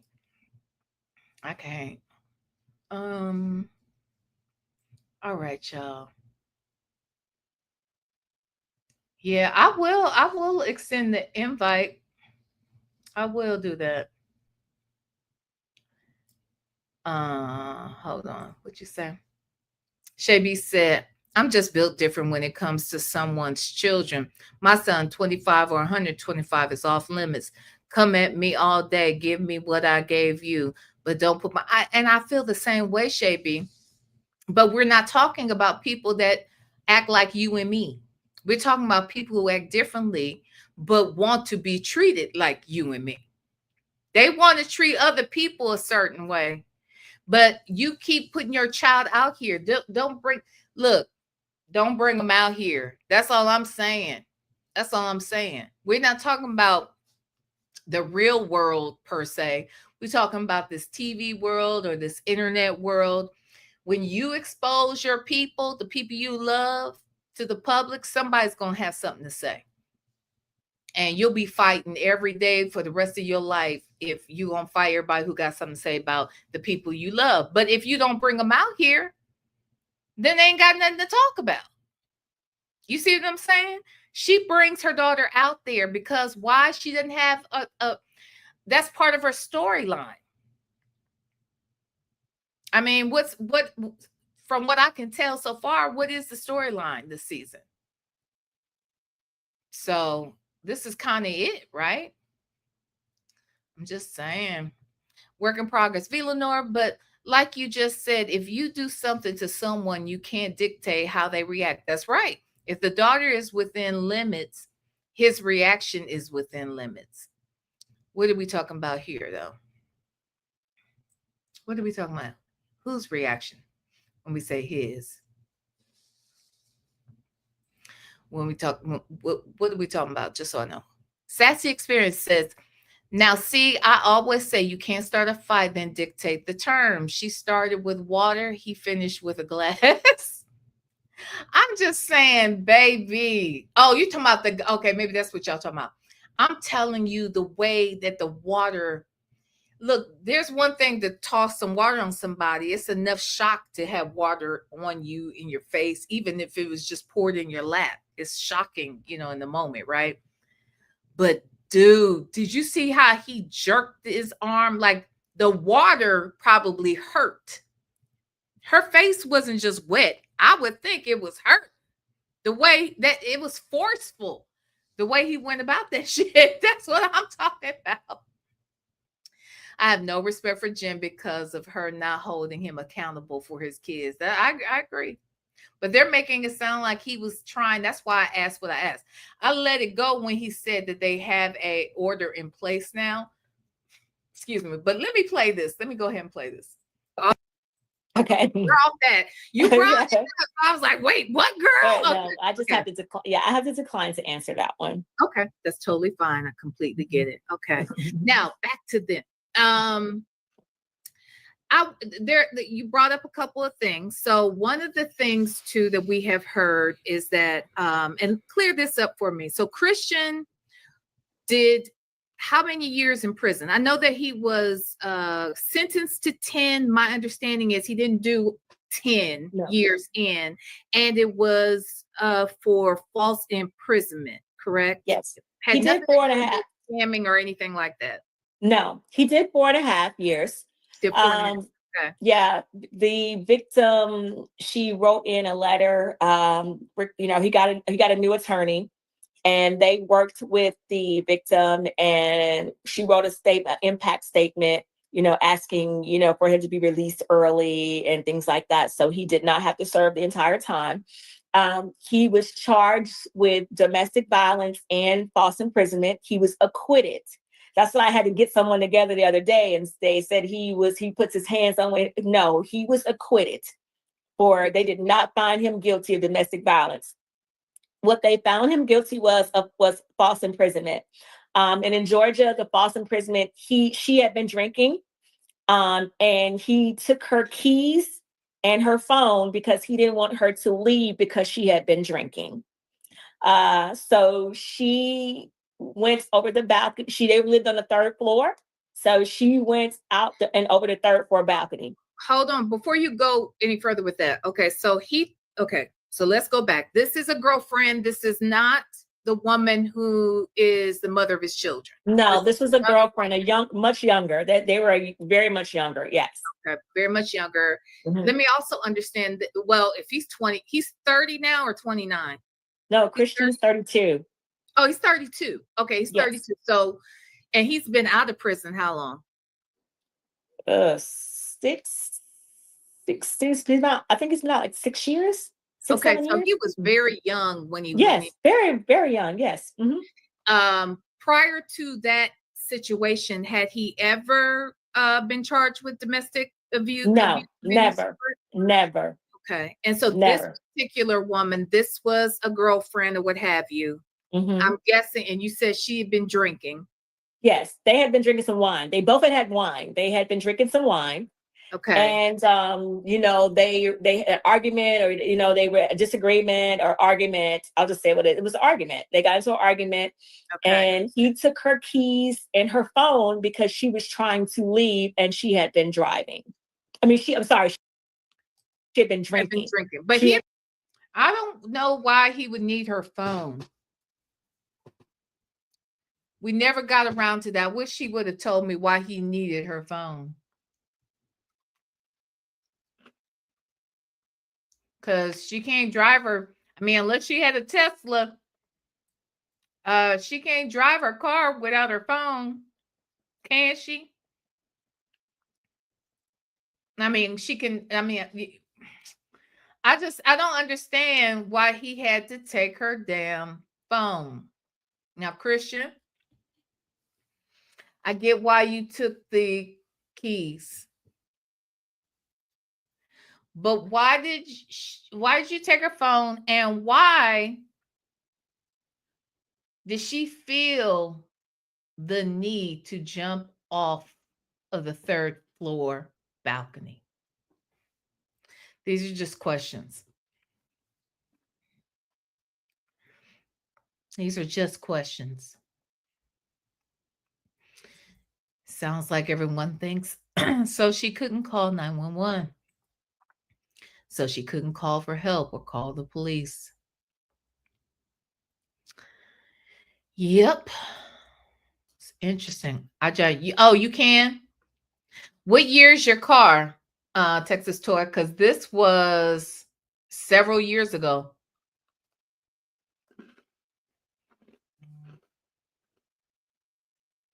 Hell, if he did 4.5 years in, he's been out for about 6, and he's 32. We're talking about 10 years ago. So did they have that technology 10 years ago?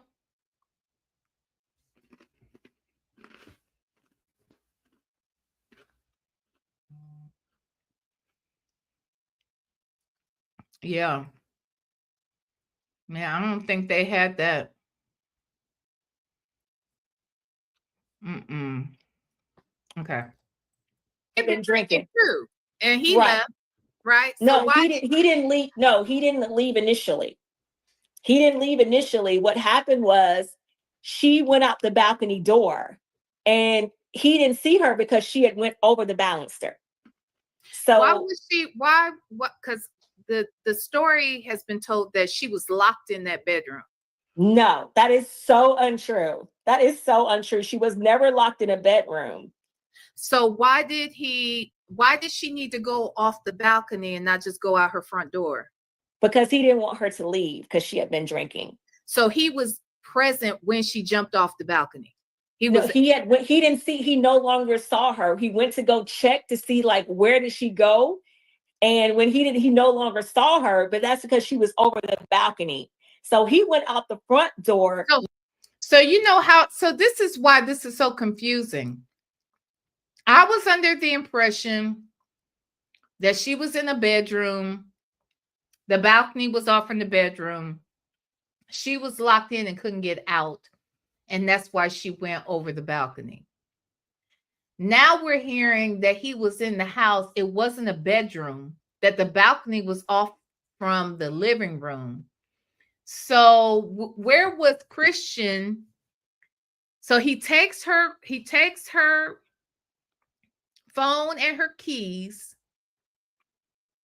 They're both in the apartment together. The balcony is off from the living room.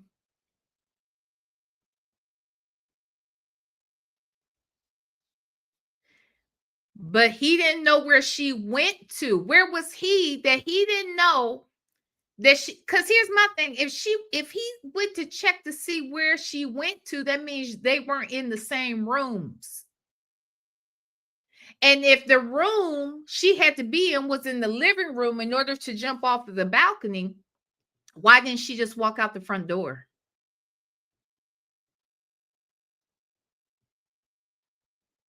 This doesn't make any sense to me. August Lady, I actually did a reaction to the Carlos King interview last year. It's a 2-parter.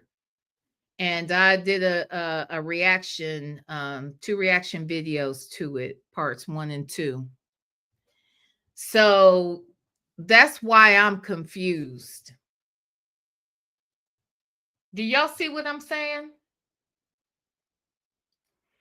That's what I'm saying. How big is this apartment? Where did he go to? He took keys.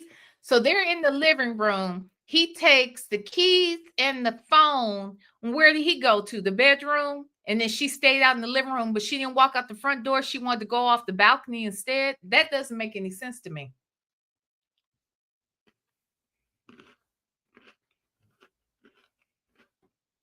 That don't make no damn sense. Mm-mm. Okay, let's listen though.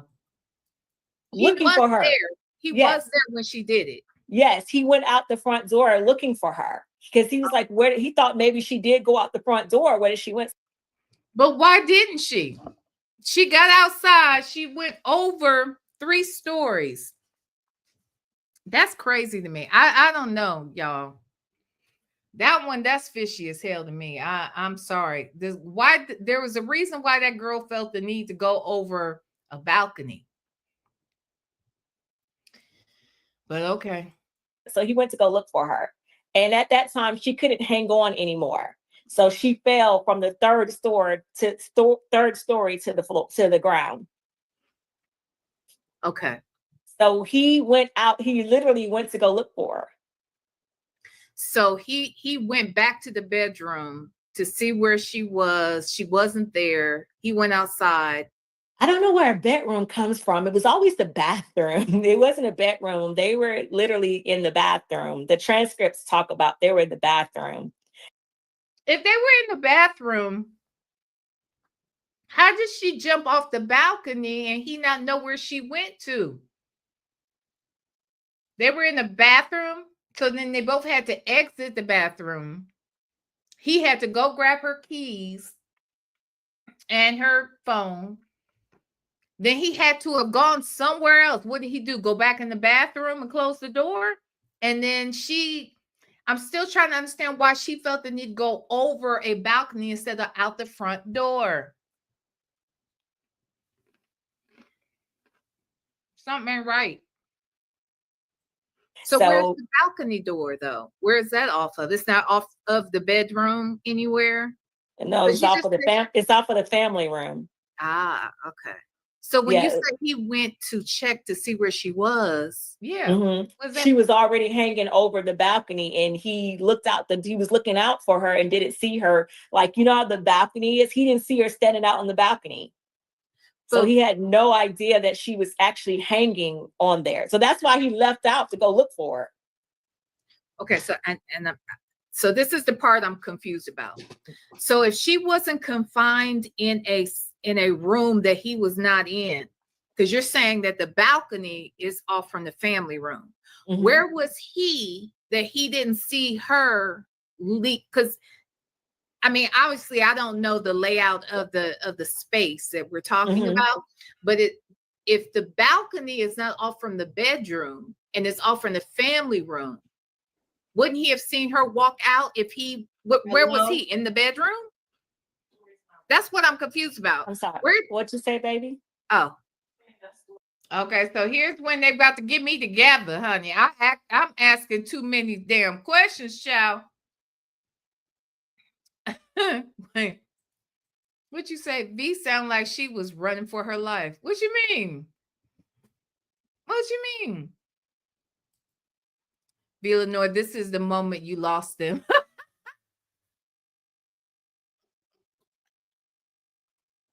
What did you do?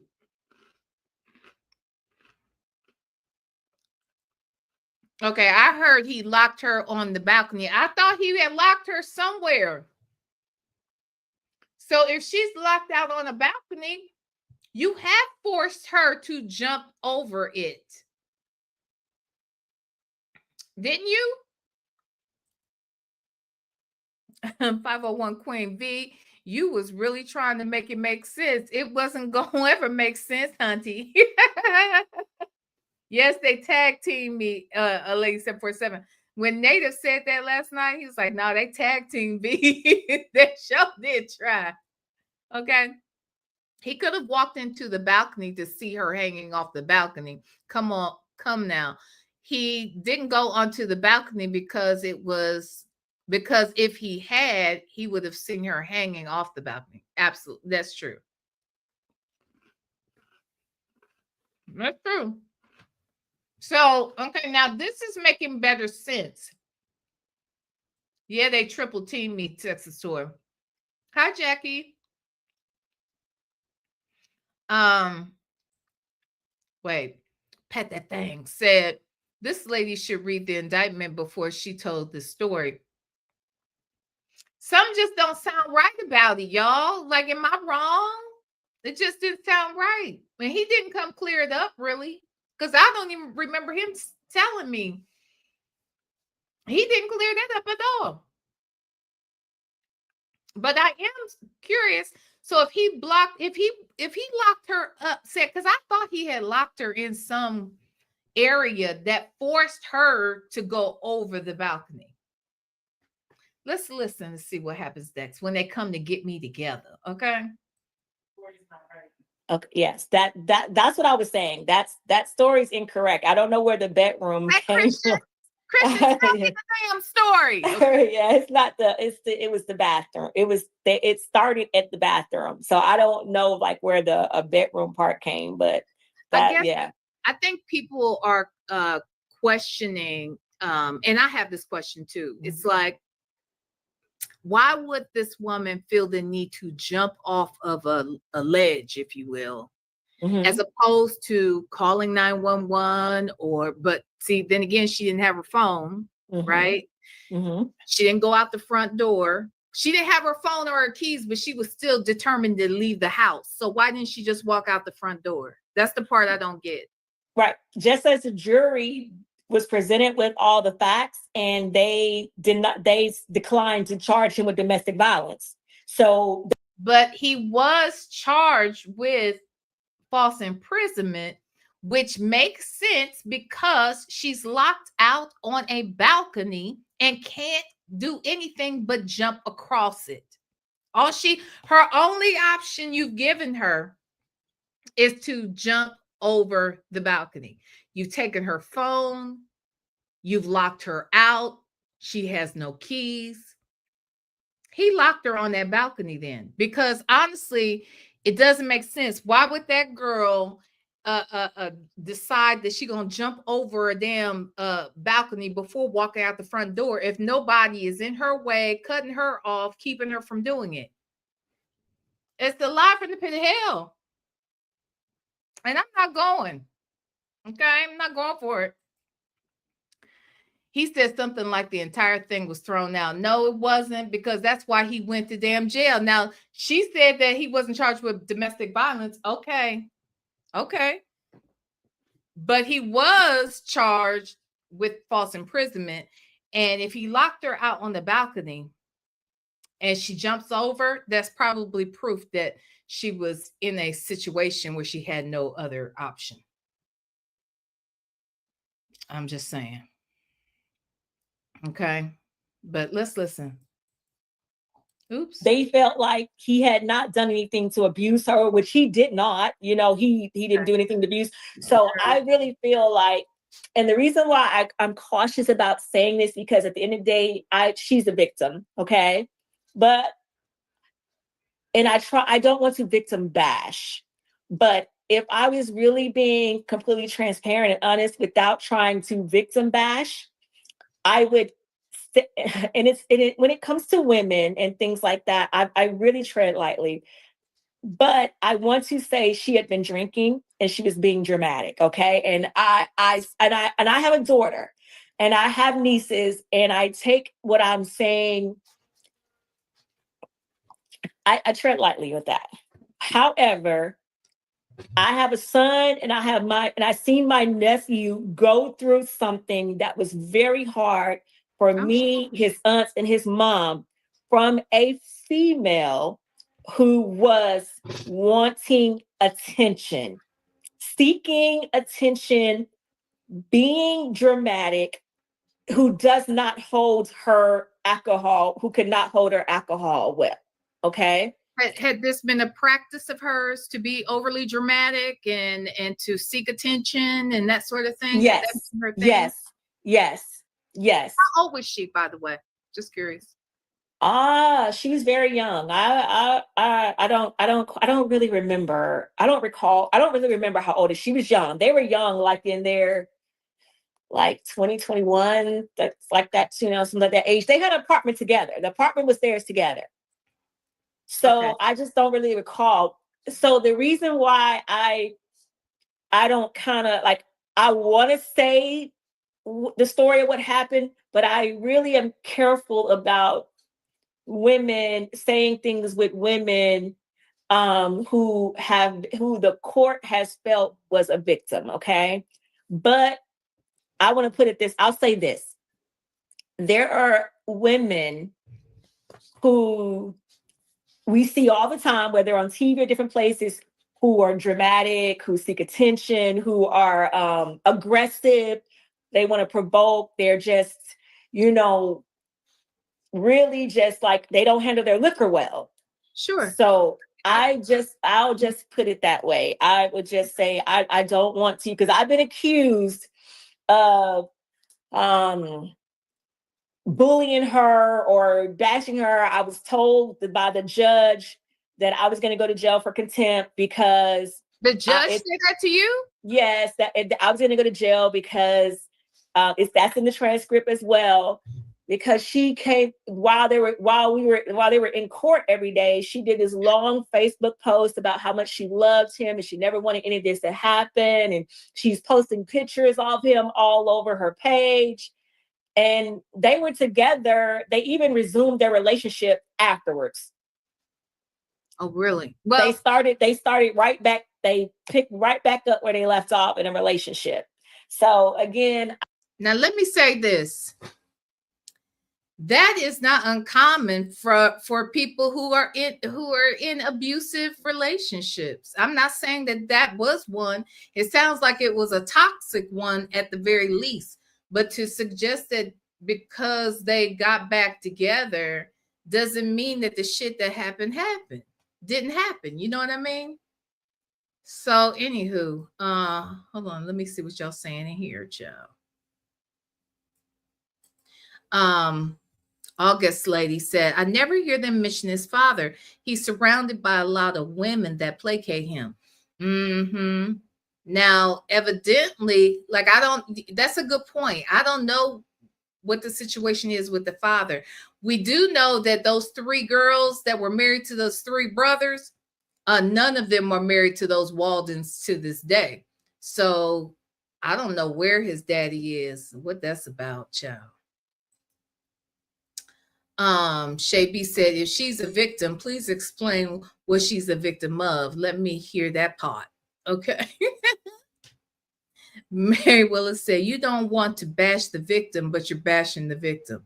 That is what it sounds like. Now, it does concern me that a judge was threatening to hold her in contempt. Like, sis, what was you doing? I got like, sis, what was you doing? Hold on one second, y'all. You don't want to stay because he came in here. Go ahead. You can go.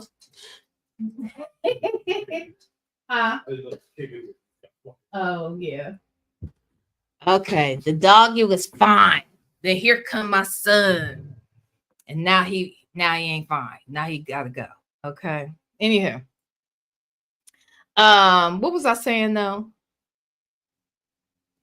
Something about about the abuse. So I didn't feel like that was a good argument, which is why I go into the Chris Brown thing. And I saw many comments in the comment section where people were like, no, now I'm done.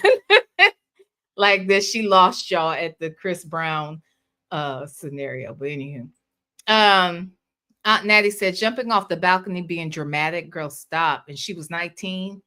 Yeah, I don't know why anybody would jump off the balcony if they didn't feel the need that they had to jump off the balcony. And then to say that Christian went to the neighbors, sometimes people do shit so that they can have a witness. You know, that she was. Hold on. Is he trying to get back in here? Hold on, y'all. Hi. You come in here? No? Nobody? Okay. Bye. Bye, buddy. I'll be back in a minute, okay? You coming in? Okay. He's back, y'all. Wait a second. I'm in love with my buddy. Come here, buddy. Come on. Come on. Yeah. Okay. All right. I'm sorry, y'all. Let's see. Work in progress. The auntie's stuttering, so I believe she's lying. Look at y'all. You can't say what happened unless you were there. Yeah, there are so many definites that she is expressing, which concern me, because it's like, sis, how could you're going by what you've been told by the person you love, you know? Of course you want to support your nephew and believe your nephew. Yeah. She hung off the balcony until she couldn't hold on. Neighbors were witnesses. She was hurt. He fled the scene. Yeah, hold on, y'all. Let me let him down. Go on, boy. Get on out of here. And stay out. Get out and stay out. Okay. Anyway. All right. There are people who are dramatic and want to provoke. So everything that went wrong that night was her fault, but yet he went to jail. Native said an almost 50-year-old woman who is out here kung fu fighting is calling someone else dramatic and aggressive. Okay, Alabama Ali, shut up. Oh, God. Wait, what? The auntie was bullying the girl? This woman is OC. What's OC? What's OC mean, y'all? Definitely victim blaming Sonia Jr. for sure. Look at y'all, Miss Introvert. Child, a mess. Look at y'all. Now y'all mad. Wait. That doesn't mean anything, ma'am. Okay. That doesn't mean he's innocent, ma'am. I do not like this woman. Lord have mercy. Not Alabama Ali. Pat that thing. Tell him. Alabama Ali. A mess. Work in progress. If he was there, why he didn't call the police? But the neighbors said they heard her and called. Wow. Yeah.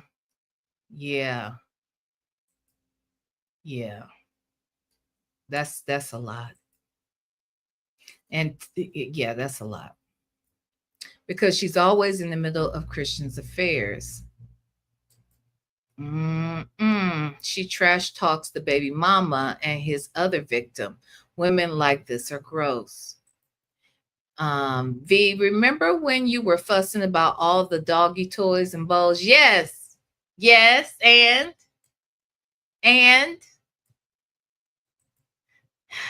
mind your business. Texas to a cuss. She just wanted his attention. That's why she did it. That's why. Work in progress. A man wearing a sequin jacket is dramatic.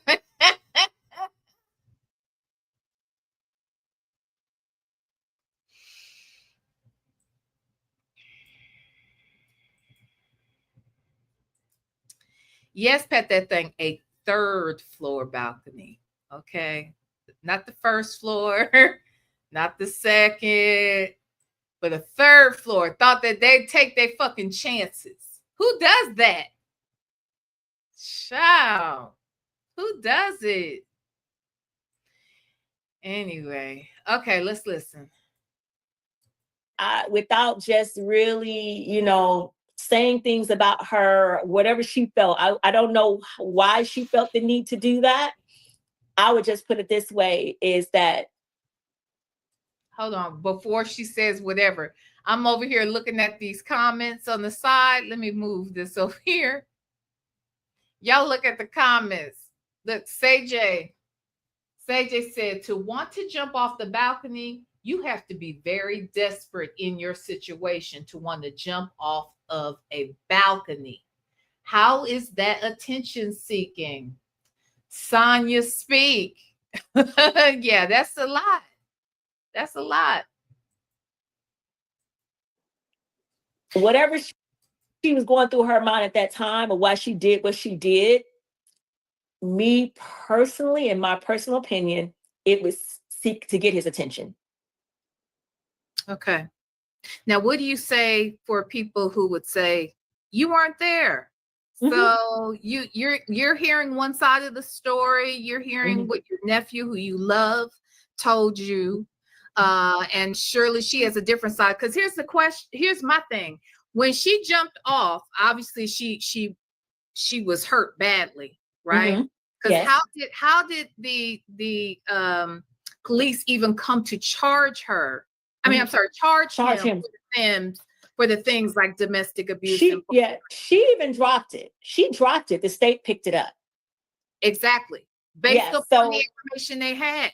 Right. And I was there every day in court, except the only day I was not in court was one of the days where the judge was going to put me in contempt of court and have me arrested.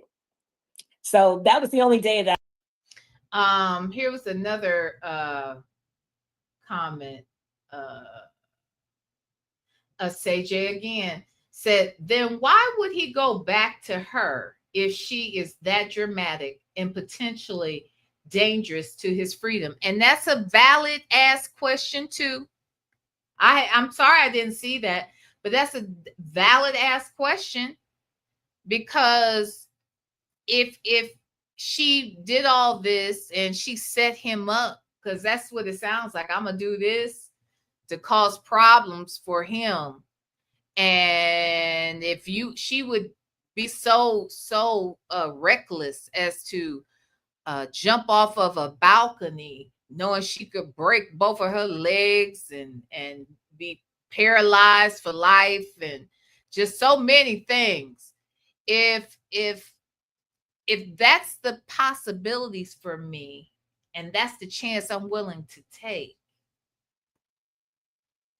that means I'm crazy as hell.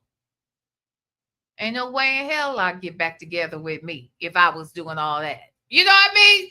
Like, come on now. I'm doing all of this. I don't know, child. Work in progress said, how did they get back together if the mama had to take care of her and lost her job? She was in a chair with metal in her back. Oh, that's a good point.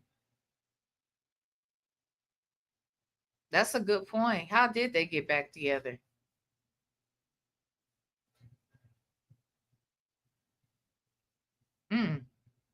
That's a good point. Thank you, Work in Progress, for the super chat. Damn good question. I wasn't there because one of his aunts texted me and said, don't come to court today. Do not come. The judge wants to put you in jail. So what, were you saying something on social media? Is that what it was? Yeah, I responded to her post, like, get the, you know, like, do that, won't you? We'll talk about that. I responded to her post, like, don't post my nephew, don't post this, stuff or whatever. Like, I was there every day in court. I heard her testimony. I heard what she was saying. Her mom took money from Christian's mom. They played all kind of games. Okay, so it was a lot of stuff that was going on. My sister, his Christian's mom, literally had wrote this lady a nice lump sum of money check. So they was playing all kind of games. So I was pissed because you playing games. I guess I'm confused about the game playing, and she makes the point to say she got a big check, but if I broke, I mean, I'm guessing she had to been banged up pretty bad. He's saying that the medical expenses is what came up to that $250,000, and I'm thinking you had to be banged up pretty bad for that.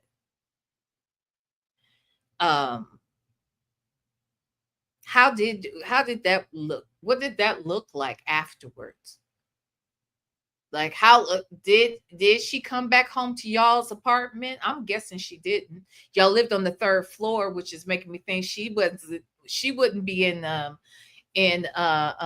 position to deal with some 3rd floor apartment. Not for a while. I'm just wondering, what did that look like for them?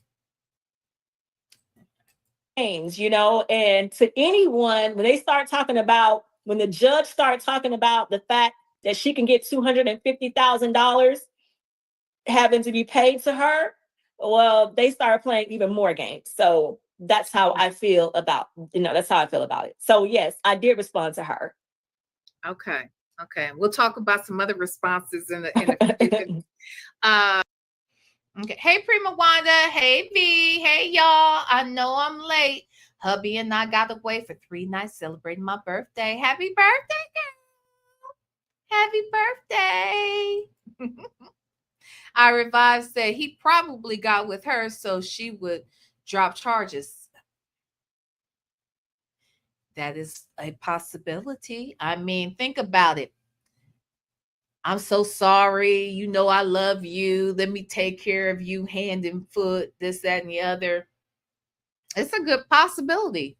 She did end up turning around asking to have the charges dropped, and she asked, she wrote a letter to the judge and all of this. So yeah, it's very possible. Mm-hmm. His aunt sounds like Bony Smooth say, wait, Bony Smooth say, you know how females beat. That's, I know when she said females, I thought about Sonya. She uses female in the same derogatory way. She does. She did. Yeah. I thought about that too. Oh, Tanya B. Now she sounds clown. Shelly C said the victim was probably pressured from everybody in his family. Possibly. Mm-hmm. Very, very possible. Mary Willis said, don't come to court today. The judge wants to put you in jail. Oh, God. They gave her that money to pay her off so she wouldn't sue him, in my opinion. Yeah, quite possibly. That's probably a settlement agreement or something. Well, and that's not, like he said, the $12,500 is what went straight to her pocket, but the $250,000 is in the medical expenses, and I could see that. Wouldn't mess with him off his voice first, and his family immediately after. Ciao. Okay, hold on. If this lady is from Alabama and her last name is Stovall, I believe she's related to me. Her family owns a funeral home, if this is the right family. So she is from Alabama. She's from Birmingham, but this is her new married name. I don't know what her actual maiden name is. She was married once before this to Christian's uncle, and those folks, their last name is Walden. And now she's married again, and her new husband's name is Stovall, but I don't know where he's from. So she's from Alabama, but she's been in Atlanta since the 90s. So I don't know if he's from Alabama or not. Mm-hmm. But yeah. Wait, that reminded me of something. Something came to mind that I wanted to bring up. It'll come back to me, I'm sure. Work in progress. You have to get the transcripts. Yeah, I will need to get the transcripts. I just know some of this stuff that it just doesn't sound right. Thank you for the super chat. Would you say the lady seems to spend her life fighting everyone's battles? Paid to the doctors, not her, right? So the $250 is paid, yeah, for all those those medical expenses. Pat That Thing said this lady seems to spend her. Oh yeah, I read that one. Sorry.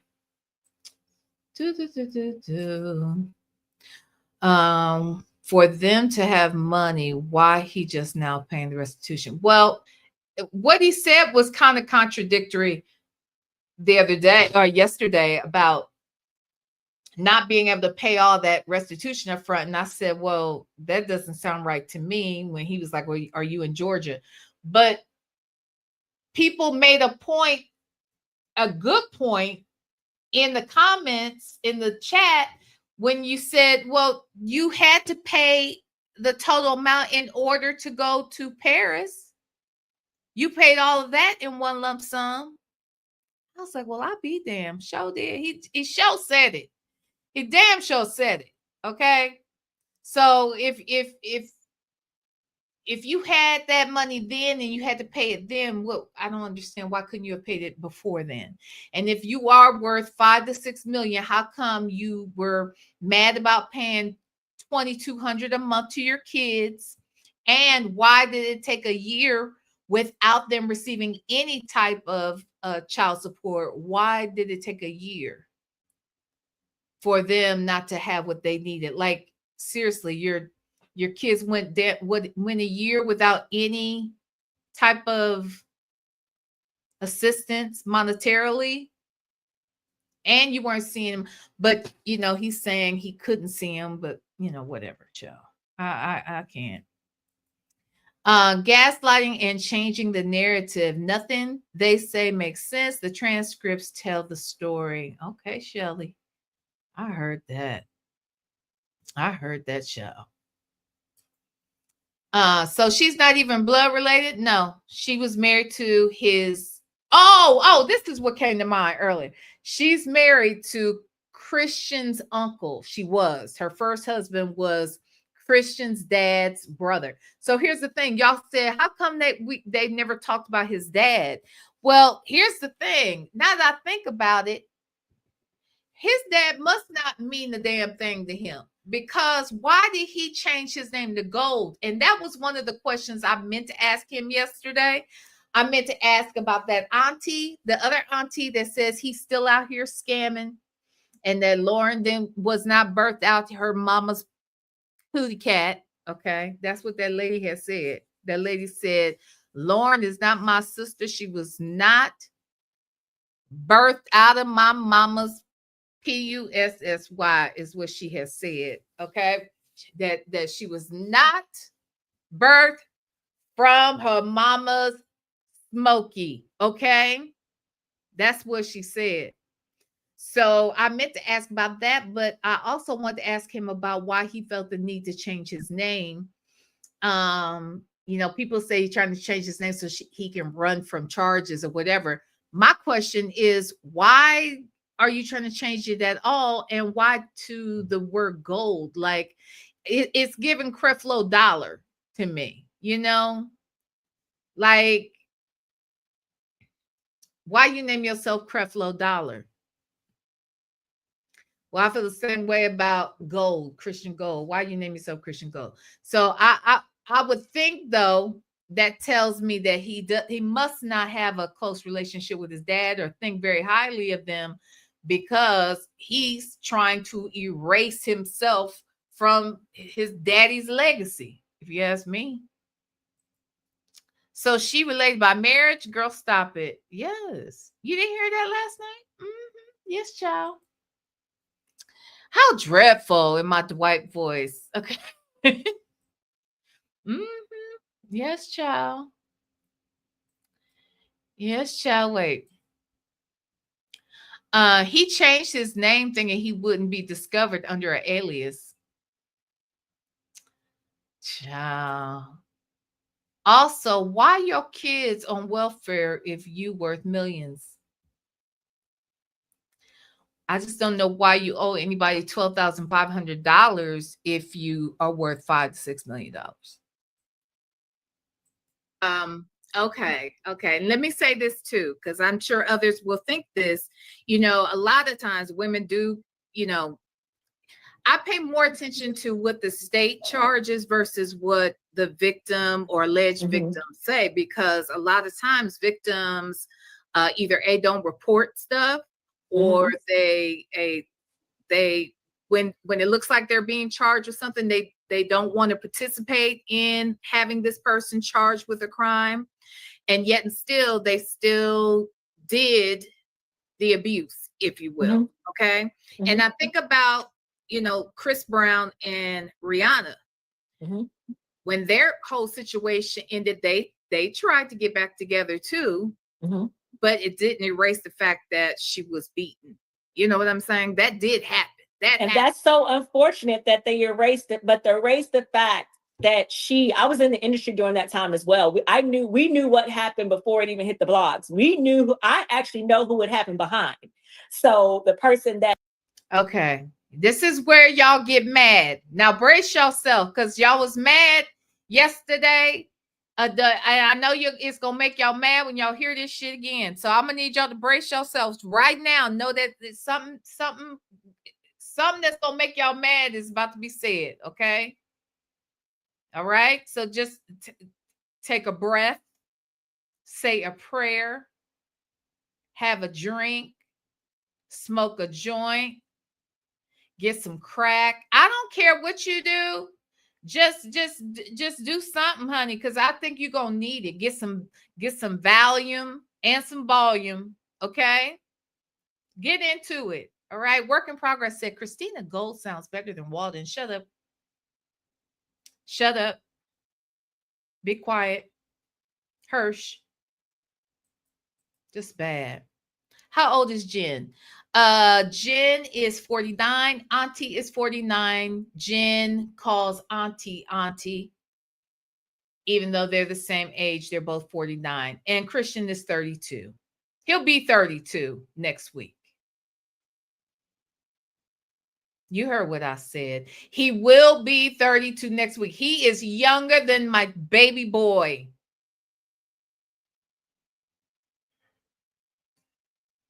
Pathetic. I don't like that part. I'm told you. Jen, you may not like me, baby, but I'm telling you, me and you, we wouldn't be okay. We just wouldn't be okay. My son, even if my son chose the woman, we would just all not be okay because I'm not going to be okay because I'm going to be looking at you like, what you doing? Why is you over here with my son? You were too grown for this. Okay. Y'all ready? She's about to say something gonna mess y'all. It's gonna make y'all mad. It initiated with. But what's also is unfortunate is her hitting him so many times to the point where he felt he had to hit back. As so many times as women. And he was 19. So I'm not, look, I don't demonize. A lot of people do. I don't demonize Chris Brown because I felt like he was a kid. He probably wasn't emotionally intelligent. He had seen a lot of abuse in his life. So I get it. So go ahead. I'm sorry. And you having a son, like, and I have a son.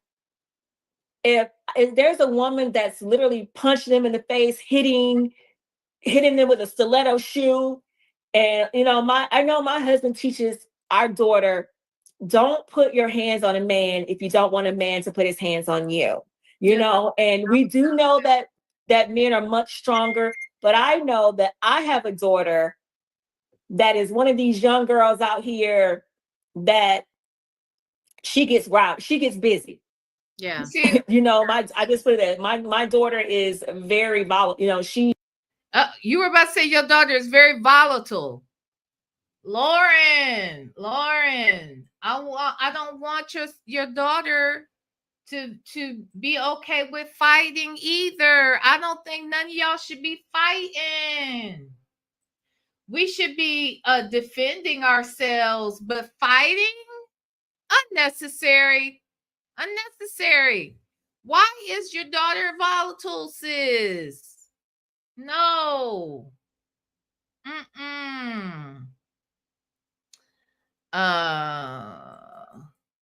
How dare you compare Christina to Chris Brown?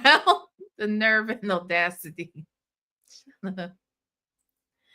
We're not surprised. Look at you, Auntie. Oh, Lord Jesus. No respect for even her daughter, child. Native said, your daughter being violent is not a flex. It's not. It is not, sis. It is not. She says she get busy, child. She gets active. Okay. I don't want that. Okay. Your son can no. Hell, motherfucker, no. Like I said, I would be walking across tables if Jim came home with my son. I'm going to walk across the table, okay? I'm going to turn into Evelyn. I'm going to pat my coochie. I'm going to do all kinds of wild, crazy shit, okay? Because, baby, I'm going the fuck off. If you come up in here and me and you the same age and you trying to go out with my son, shit. No, ain't happening. No, ma'am. No, Pam. I will. No, that is never going to. It would never fly. Never, ever, ever would that fly. She don't care. Like Fly off she the don't. handle. Yes, yes. So she's a lot. Yes, that's a lot to handle. And Here's the so thing. I agree. I do think that women should not put their hands on men. mhm. And I do think sometimes you open the door when that happens, but I'll never excuse a man for hitting a woman. Oh, You know absolutely what I'm saying? not. I think Absolutely not. regardless of whatever they're doing, you're right. Mhm, The woman should be of the mindset, mhm. don't put your hands on them unless you want it back. Absolutely. I But would I never put still my ain't gonna hands on have my a problem when husband. a man does it. Yeah, Just you gonna know have a problem. exactly. Like my husband's pissed me off so many times that I probably wanted to just hit, but I've never put my hands, because my husband has made it clear to me at the point in time that he gets so upset with me that he wants to put his hands on me. That's it, the relationship is over for him, because he is, at the man that he is, he's not going to put his hands on. And my husband has been in Christian's life since he was a very young 14, 15 years old. So he has modeled himself as a man to treat me exactly how he would want them to treat women and things like that as well. He has modeled himself around that. And he's also told them, don't put yourself in situations and be with women who will try to provoke you to that point Do as well that. too. Yeah, he's constantly talked to them and and let them know that if a woman is getting you to the point where you feel like you just can't walk away, that's not the woman for you, no matter how you feel about her. I agree. Yes, and I want to also say this really quick, Valerie, that while we was in court, they said verbatim that he would have been better off letting her drive Yeah. intoxicated Yeah. than taking the things. He would have never been charged with false imprisonment or anything like that. He'd have just let her leave that day. Even if she had hit and killed someone, he Let would me have been ask you charged. this. Why did he take her phone though? Hmm? Why take her Because phone? because she was trying to leave. I mean, I just think in the moment that everything that was going on, he grabbed her keys and her phone, like, no, you're not leaving. You've been drinking, you're not leaving. Now I must tell you this. It was in this very moment that I thought about Sonya. In this very moment, I thought about Sonya because she's doing exactly what Sonya does. Sonya wasn't there. Sonya couldn't tell you how Nestor came to know these women. Couldn't tell you what kind of promises Nestor made to them. She can't speak to what Nestor did to them. None of that. But she will always come out here and give these excuses about what had to have been happening with Nestor. I feel like that's exactly what Lauren's doing right now. She is actually making an excuse based upon trying to make it make sense in her own head, as opposed to going along with common sense. Because to me, the answer just, there's no common sense answer to why her phone needed to be taken. The only reason you would want to take her phone is because you are really trying to make her helpless. You don't want her to be able to call for help on any level for whatever reason. She can't even call an Uber. I don't get it. And I said, didn't we grow up with don't let your friends drive drunk, mothers against drunk driving? We grew up with all these things that say, don't let people around you drive and they've been drinking. But then yet, when he took her phone or things like that, or her keys, why did they say he'd have been better off letting her leave and hitting and killing someone? And well, look, I hear what you're saying, and you're right. Everything, both things can be true. Mm-hmm. Both things can be true. That we've been taught that it is that to be responsible for your friends may require that you remove the keys or whatever. But I guess the thing is, and I don't want to stay on this. We're gonna move from it. But I understand taking the keys, but when you take the phone, now you're restricting my ability to Mhm. call help. I Right. mean, if you let her have her phone and she leaves, you know she's not driving. Evidently, she's Absolutely. either going to have to get an Uber or somebody's going to Mhm. pick her up. And she's a grown ass woman. Let her go and do what she needs to do. I guess that's sort of what stands out for some people. Like, why'd you take the phone? Absolutely. You know, Absolutely. And I don't think that, and I think with one thing about Christian, he hasn't shied away from accountability in the matter. Like, even if he tells his side and how he feels or whatever, I do know that he's taken, like, I probably could have did things a little bit differently. Like you said, maybe taking the keys, but not her phone. yeah. They had been dating for a while, long enough to have a place together. So I don't think he thought that it would just go that far, but he's never shied away from taking accountability for his, his actions or things like that. We've never held him unaccountable.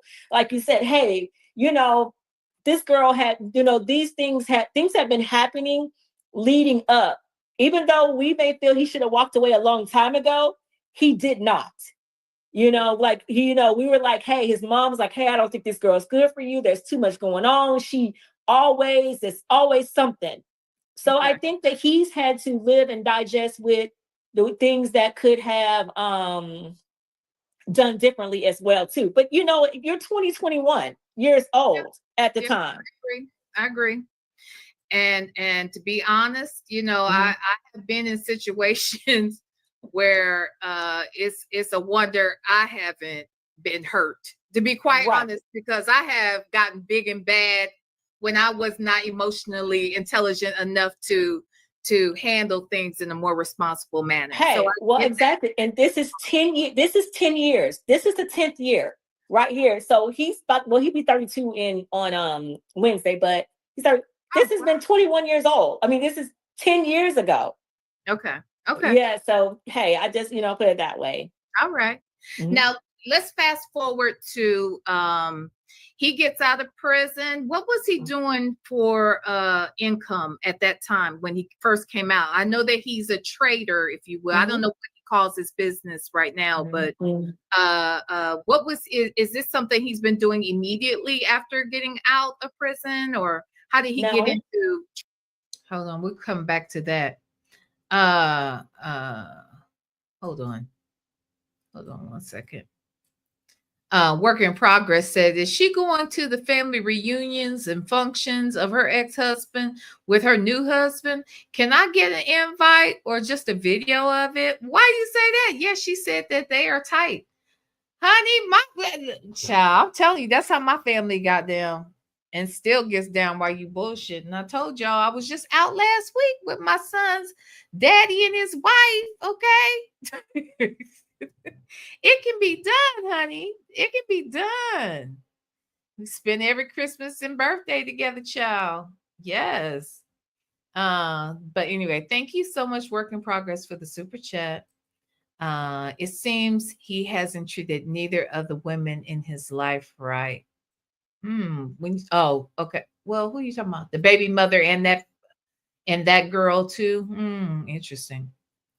Natty, that's why Jesus, Lord have mercy. Women and things like that. What the fuck, lady? You wild. So she couldn't call for help. I'm talking about why did she keep that? Yeah. Shelly C said, and she is making up reasons why what happened to that girl should have happened to her. In other words, it's her fault. We also grew up and don't hold people. Oh, we also grew up with don't hold people against their will, but he ignored that.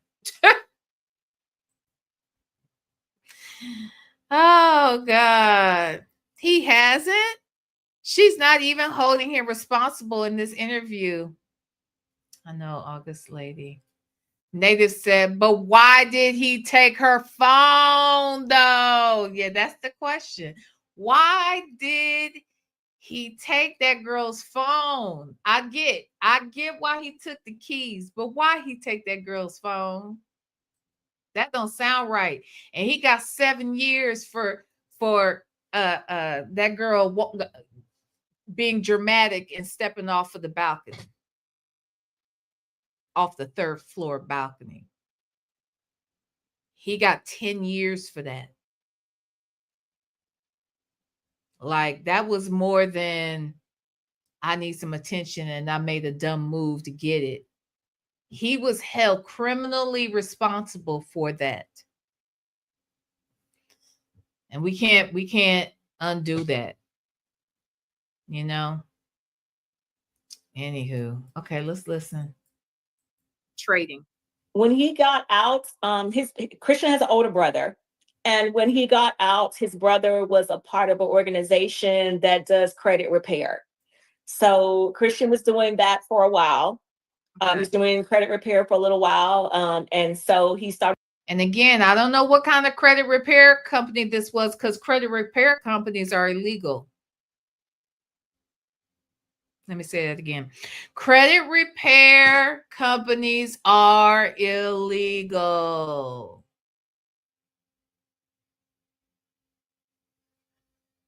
I'm just saying. With that, and in the interim, I'm just going to say to fast it up, to speed up a little bit, doing the credit repair, Christian was speaking, he was doing speaking engagements, he was doing seminars, and things like that. So he actually met some people who were trading. It was an interest to him. They were trading, and I just want to clear it up. You can be a felon and trade. So he got into trading, and by networking and meeting people while he was doing the credit repair, networking and meeting people who were trading. And so that's how he got into trading. But he can't. Also, the children's mother, that's how he met the children's mother. And they actually started trading together. Got you. Okay. Because I got a question about her too. But just so we're clear, he can't trade for other people. No, he does not trade for other people. He mentors and teaches them. Yes, he teaches them how to. So when they open up their own account, the accounts is for them and everything like that. They can monitor their own accounts. He doesn't have to monitor. He doesn't have to help.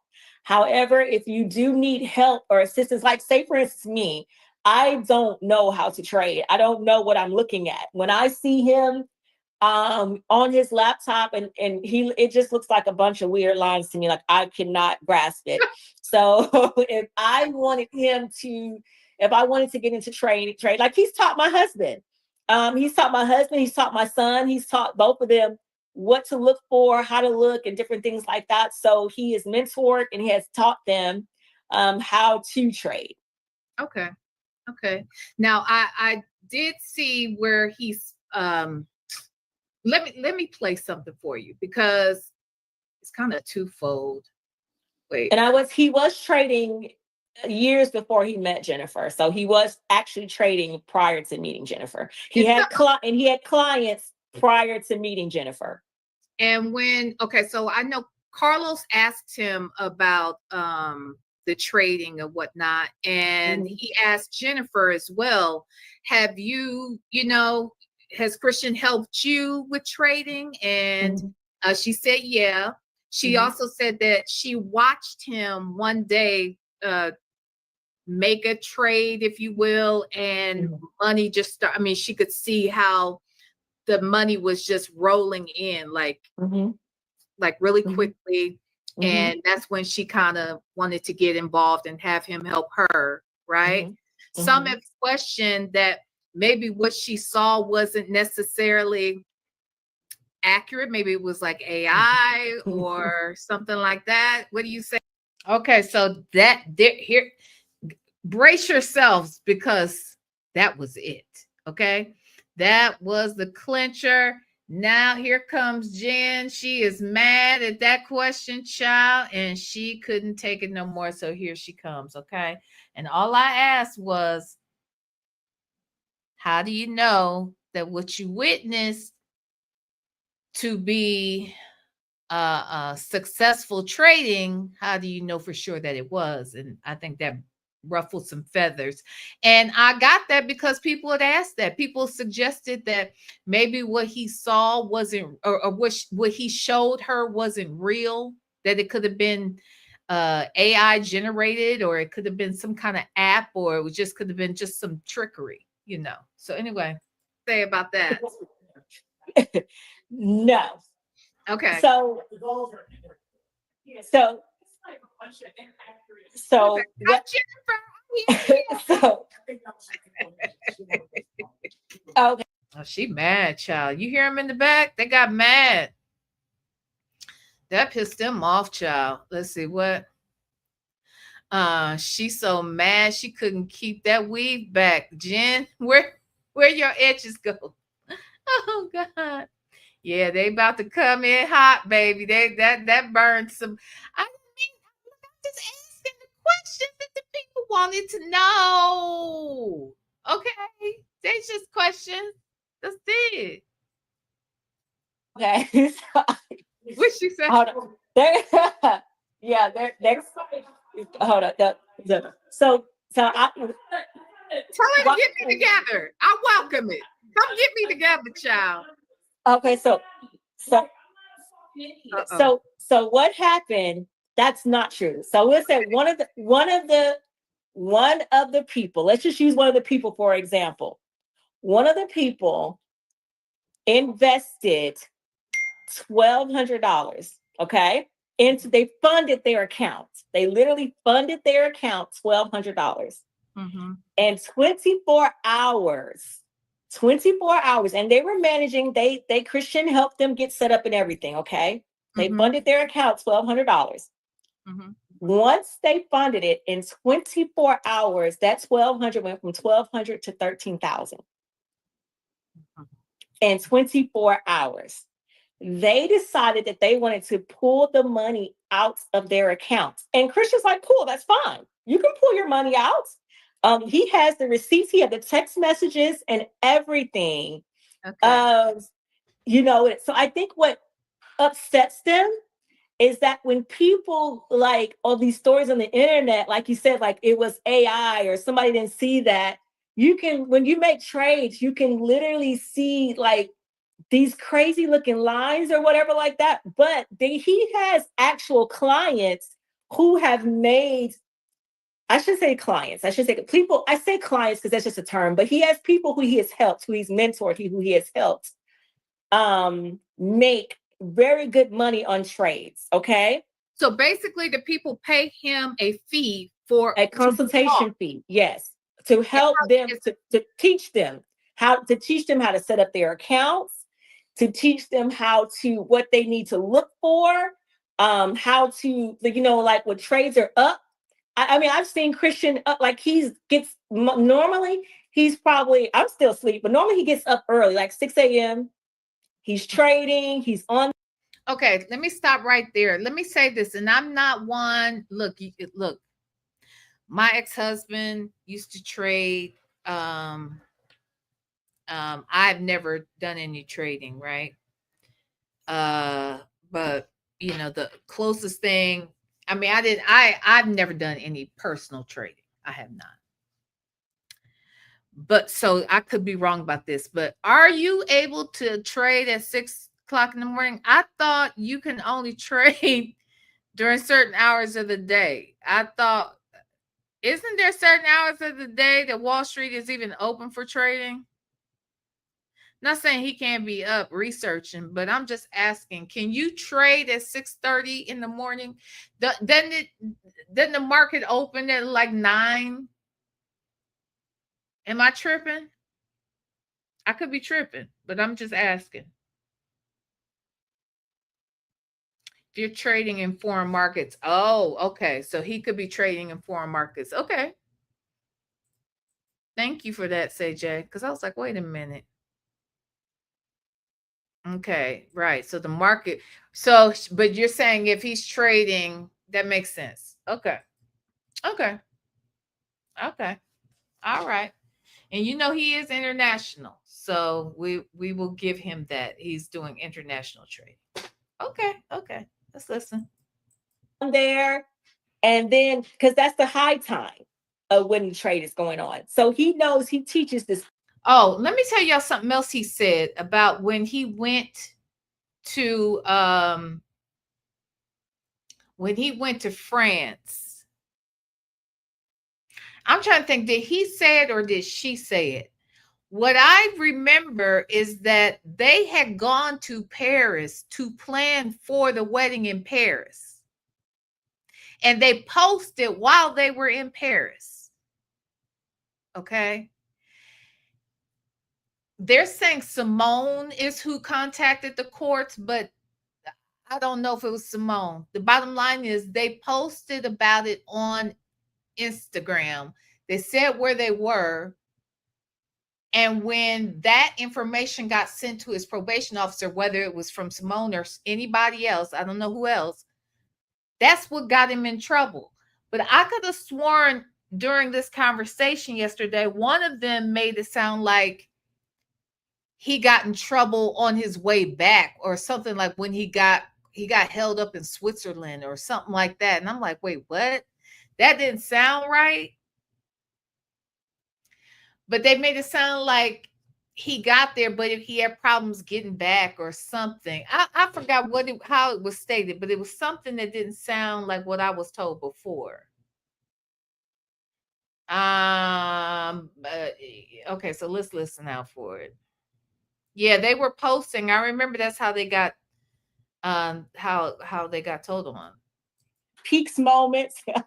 They're coming now. They're coming. So I just have to address something. Get me together, Jennifer. Okay, hold on. I'm gonna let them. This is crazy. First of all, I saw what I saw because I know what trading looks like. Hi, how you doing? Like, how you just gonna come? I mean, I don't understand what I did other than ask some damn questions. Okay, she came in hot, child, and then it didn't stop there. But okay. Okay. Now, go ahead. People have said this, Jennifer. Have you not heard people ask this? You know what? People have said a lot of things, so I don't really pay attention. Like, I literally live my life, and for some reason, people are uber invested. But what I have seen Christian make a lot of money. I've seen him lose money. It wasn't AI. Like, I saw it with my own eyes. I know the platform. Like I said, do I know how to trade? No, but it's not AI. Like this, it happens. People make a lot of money and they can lose a lot of money. So what I saw was not bullshit at all. Let me ask you this, because there is some person, I think that's currently, are they suing you right now, Christian, that suggests that they invested with you, or you taught them how to trade. The first day they made a lot of money, but then after that they made no more money, right? So first of all, that's probably Altera, and she's a fucking crash out. Okay. That is her name. You have to understand something really quick. And we're looking at we're real estate shopping in Vegas right now, so we were a little preoccupied. And let me say this: I don't know why someone in the comments said, "Why did we need to know that they were real estate shopping in Vegas?" I don't know. And let's be clear, they had just come back from Vegas the day before. They've been in town a day. And I believe they were coming back from Vegas. So I don't know why we need to know this, but okay, I'm just saying.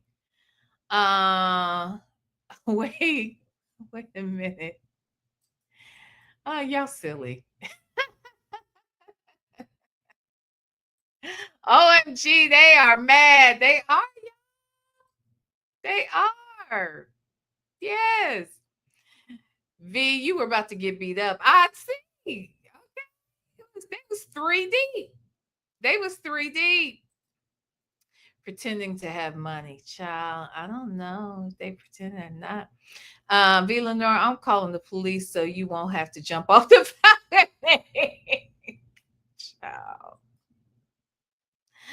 Oh, Jennifer looks scared. She is off her game. Something ain't right. I thought she looked pretty, considering that she was just around the house. She was just, frazzled, but she was a pretty frazzled lady. To be quite honest, I'm glad she didn't have them damn contacts in her eyes. That's all I'm glad about. So going on Zillow is a flex now. Okay. I hate you. I hate the alien. So really quick, when you talk about day trading is not a get rich quick scheme. So when people see our lives and they see how we live, we don't flaunt it. We just live it. We post a photo and we're in Europe, then we're just in Europe. But people don't understand the process it takes to get to that point. Before I met Jennifer, I was trading full time. I was a stay-at-home dad with my 2 little kids, and I was on the charts trading, right? Also, I do not trade securities. I do not pose as a licensed broker. Okay. I can't have a Series 6, Series 63, Series 7 because of my background, right? Gotcha. So when it comes to day trading, yes, I can open a trade account. Any convicted felon can open a trade account. A 12-year-old can open a trade account, right? Right. The brokers are ready to take your money every single day. These are billionaires that you can't even see. Yeah. So yes, I've made lots of money, but yes, I've had days where I've lost a lot of money. Like in the past year, my losses outweigh my profits. Do I cry and call the broker and say, hey? Hold on 1 second. Can I get on Shay B? Where's Shay B at? Let me get on Shay B's ass. Shay B. I don't know if it's coming up now, if you already done said it in this damn chat over there from yesterday. Hold on. Let me get over here. Let me see if you said it. But Shay B's ass. Did you say it yet? Oh, sleepy. I did that. No, you haven't said it yet. Shay B is over there in the damn chat, y'all. And she said, why is they blowing on us?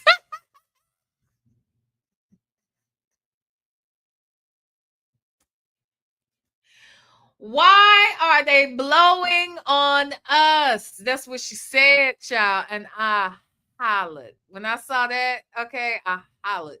Now, I didn't see it. I didn't see it when the show was going on. I saw that shit when I was watching the replay. And she said, why they blowing on us?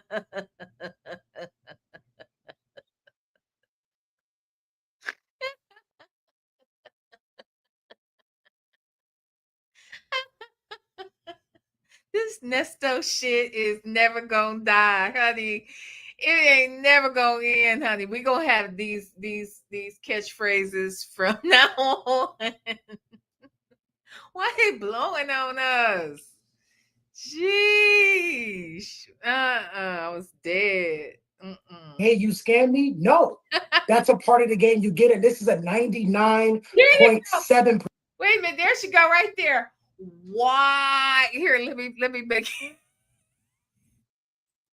Let me make it bigger. I don't know if y'all see. I don't think y'all see. She put over here. Why? Oh, there it goes. Let me see. Can I highlight it? No, it won't let me. Oh my God. Why are they blowing on us? Okay. Why is they blowing on us, y'all? They was blowing on me. Native, why was they blowing on me? Huh? My God. Percent risk that you're going to lose your capital. So go ahead. The quote unquote victims, right? That say that, hey, we want to file a complaint for a lawsuit. These are people that are upset. And it's the blind leading the blind saying, hey, now we were making money. Christian was the best. He's the best mentor. He's the best teacher. But now we're losing money. We're not even talking about big amounts of money. There's a person on my complaint for the lawsuit for $100. $100. Well, send it to her. Now that brings me to this. Why he ain't answer that? Can somebody tell me why he ain't sent that person $100? He worth $5 million. 5 to 6. But let's go on the low end. Let's say he worth 3. Why you ain't send that lady that $100? She wouldn't even have to be mentioned. we wouldn't even be talking about her. We wouldn't know nothing about her. I just want to understand, how come you ain't get that lady her $100? And how come you didn't answer me when I said give it to her? Right. Why he I guess that caught him off guard, because he was like, he was speechless. The fuck? The hell? I don't understand. He had to smile and he looked to the side. He ain't got no answer. He had no answer. That was her $100. Absolutely. It meant something to her, and it meant something to you when she paid it. I want to know why you ain't gave it back to her, just to shut her mouth up. Just go and give her $100. Give her two. Give her $200. And then and go on about your business. That ain't shit to you, right? I don't understand what we're talking about. B, our brains were about to explode yesterday. Bloop, bloop, bloop. I'm telling you, Native, what did you say? Bet they won't do it again. Yeah, okay. I don't know, child. I don't know. They might not do it again because they probably gonna never fuck with me. Native, how come all my guests be mad at me? Why they be mad, Native? Why my interviewees be mad? Why Sonya get mad at me, Native? Why Jerron Hurt got mad at me, Native? Why Christian and Jen? Well, Christian anyway. Why he get mad at me, Native? Why they do me like that? I didn't do nothing to these people. I ain't do nothing to these people. I just asked the damn questions that the people wanted to know. And my question was, well, send her the damn aid. Like, what is we talking about? Just send the lady $100. Okay, send her $100. Okay. A lady, thank you for the super chat. He was lying to them, or he's a terrible teacher. Hey, I don't know. I can't call it. I can't call it. But I do think he could get that lady $100. Let me go back, because I need to hear myself say that again. Okay. 0.7% risk that you're going to lose your capital. So go ahead. The quote unquote victims, right? That say that, hey, we want to file a complaint for a lawsuit. These are people that are upset, and it's the blind leading the blind, saying, hey, now we were making money. Christian was the best. He's the best mentor. He's the best teacher. But now we're losing money. And we're not even talking about big amounts of money. There's a person on my complaint for the lawsuit for $100. $100. Well, send it to her. Now that brings me to this point. I send out something. He said nothing. Why he ignore me? I don't like that. Why he didn't just answer my question? Why he say, you know what? I'm gonna do it. What? Why he look at me like that? Y'all silly. $100. $100. Oh God. Oh shit. You know what? Oh my God. I just remembered something. Queen Black. Hold on, y'all. I just thought about something. Oh my God. Queen Black, if you are listening, wait a minute. Let me go, because not go, but I need to check something. Queen Black is accidentally blocked. Ciao. I forgot about that. That one? No. That one? Yeah. Okay, here we go. Let me see. Is Queen Black in here? Yeah. There she is. What the hell? Queen Black, I probably did it. I'm telling you, I probably did it. Oh, if I don't stop blocking the people. Okay. And then 50 Creole, 50 Californian. I just unblocked you too. I kept meaning to come back and unblock you. I talked to 50 Californian, 50 no, I'm sorry, 50 Creole, 50 Californian. I talked to her about a week or so ago, and my God, I forgot to make the adjustment. Darn it, man. Okay, so I just changed that. Queen Black, let me see. Is Queen Black still listed in here as a moderator? Because she was a moderator too. Hold on. Let's see, right there, there. Okay. Now, is she over here in the box? Queen Black. Queen Black, you're going to have to drop down. Again, Lord have mercy. Queen Black, baby, I forgot. Ciao. Queen Black. Okay. So Queen Black, you'll have to drop down. And when you drop down, I can make you a moderator again. Excuse me. Because I think it removes you from the, it looks like you're not a moderator now because I had blocked you. Or it's someone that blocked you. But it was probably me, child. I mean, who are we fooling? It was probably me. I tell you, if y'all blocked, y'all should just call me or something. Because, honey, I probably did it by accident. It probably wasn't nothing but a slip of a thumb. Okay? That's all it was. Jesus. I'm sorry. My God, today. Oh, don't ask me how that reminded me. I saw something that reminded me. Anyway. Wait, what'd you say, Shaby? I remember all these questions. I don't remember none of the answers, not a one. What y'all talking about? What questions, y'all? Which ones? I can't see his eyes. His mouth is twisting and his dentures about to pop out his mouth. He is not moving like a wealthy man. Y'all silly. Rossi, thank you for being a member for 3 months. V, you don't shy from the hard questions. I don't. Look, I be asking what the people want to know. What they gonna do to me? Whoop my ass through the screen. You know what I'm saying?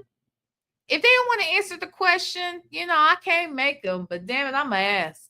I'm gonna ask it now. I'm sure gonna ask.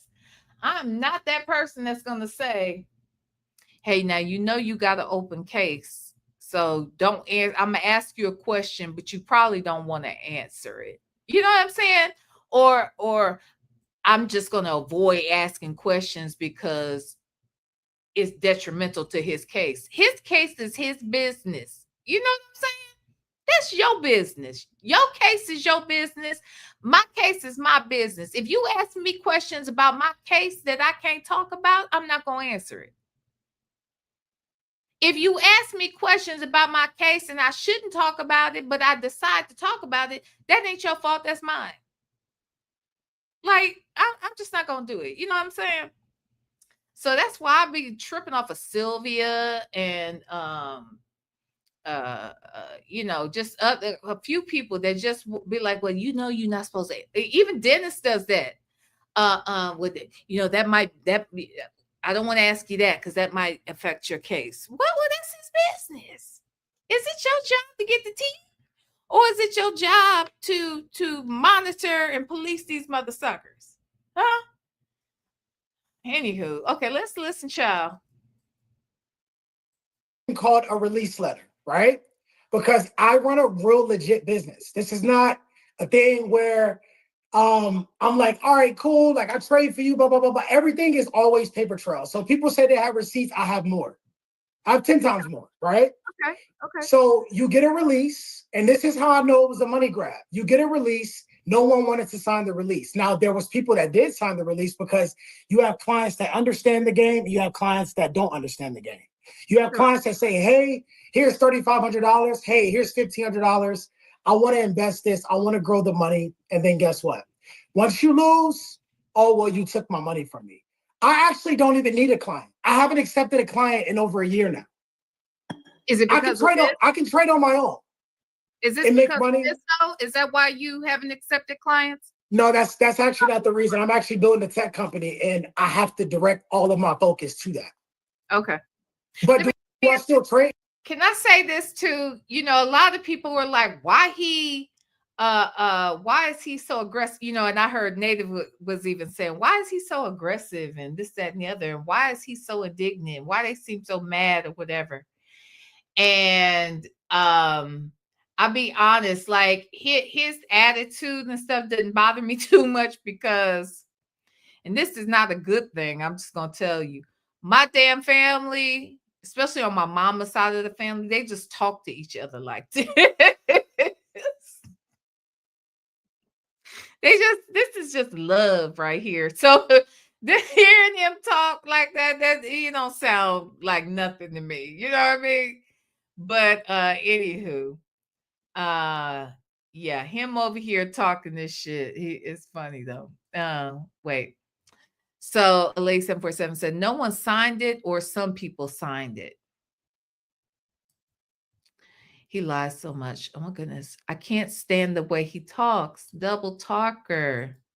Stop right there. What does I'm building a tech company mean? V, I wish you would have pressed him on the tech company line. No, because here's the thing. I didn't care because the reason why there was no need or desire to ask about that is because if in fact he is deflecting, I'm giving him a vehicle to take me farther away from answering some of the questions I really need him to answer. You know what I'm saying? So me asking about a tech company, oh, that would have been right up his alley. We probably would have been down a path for 10 minutes and everybody would have been drained and we would never have been able to get back to the, to the meat of what I wanted to ask. You know what I'm saying? Because I don't even think it was necessary for, I don't know. I guess he could say he's building a tech company. I guess he could say that, but I don't know that we needed to know that. I don't know. Yeah. Like we didn't need, I see down here, like we didn't need to know. Mentioning the tech company was just as irrelevant as the real estate in Vegas. Exactly. So I don't want to spend any time giving him that vehicle. You know what I'm saying? He tried to roll in on it. We're gonna park that sucker. I need to talk to you about this over here. Eleanor, when you go to Atlanta, I don't think you are going to get a lunch invitation. Well, they ain't gonna be there because they all moving to Vegas. The hell? They all moving to Vegas, child. That's it. Okay. Uh-oh. Now he was lying, child. Okay, let's listen. Do I still trade? Most definitely. Sure. Let me ask you this though. Okay, so when they were paying this consultation fee, is this let me ask you this. I have a friend that got into doing day trading as well, and this was a few years back, and they went to, like, they started taking a course, if you will, where they signed up with this guy, and over a series of so many weeks they would teach them different things to consider when trading. They had them first playing with play money, to trade with play money until they understood it and had the hang of it and moved on. Is your program like that, where people paying you a consultation fee and then you work with them for a period of time? Was it like a classroom setting? How did that work? If I were to pay, how did it work? It was very broad. So when I first started my community, and let me tell you why I started my community.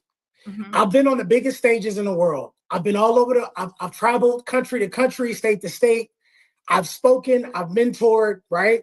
So there's no impact in me getting up at 6, 7 o'clock, 8 o'clock a.m. in the morning and making money, right? Can you agree there's no impact with just making money? Because who are you impacting? You're impacting your bank account. Sure. So for me, I've always wanted to be in a position where I could impact and inspire other people.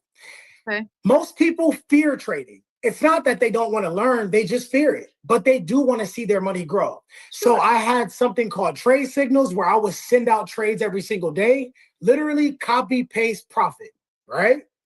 Now, was every day like that? Did I cause some bad trades because I'm human? Most definitely, right?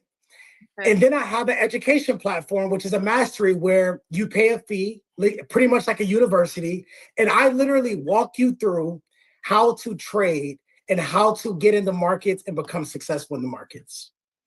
I also had account management where people come to me and they say, hey, I want to grow my money.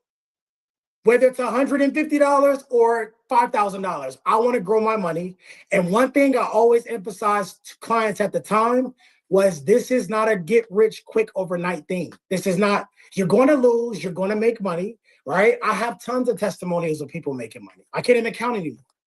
Okay. So my program was literally started in 2021 simply because I wanted to put people in position, because trading is it's a boring hobby. What was my question? What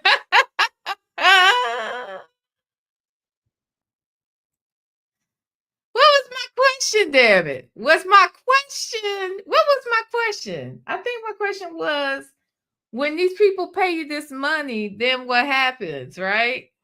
What did that look like? He really didn't tell me anything. He just told me how he travels the world and he's been on big platforms and shit talking. That's what he said. Okay, my bank account is what I want to impact positively. That's why I invest. Hey, Sensible Creations, child.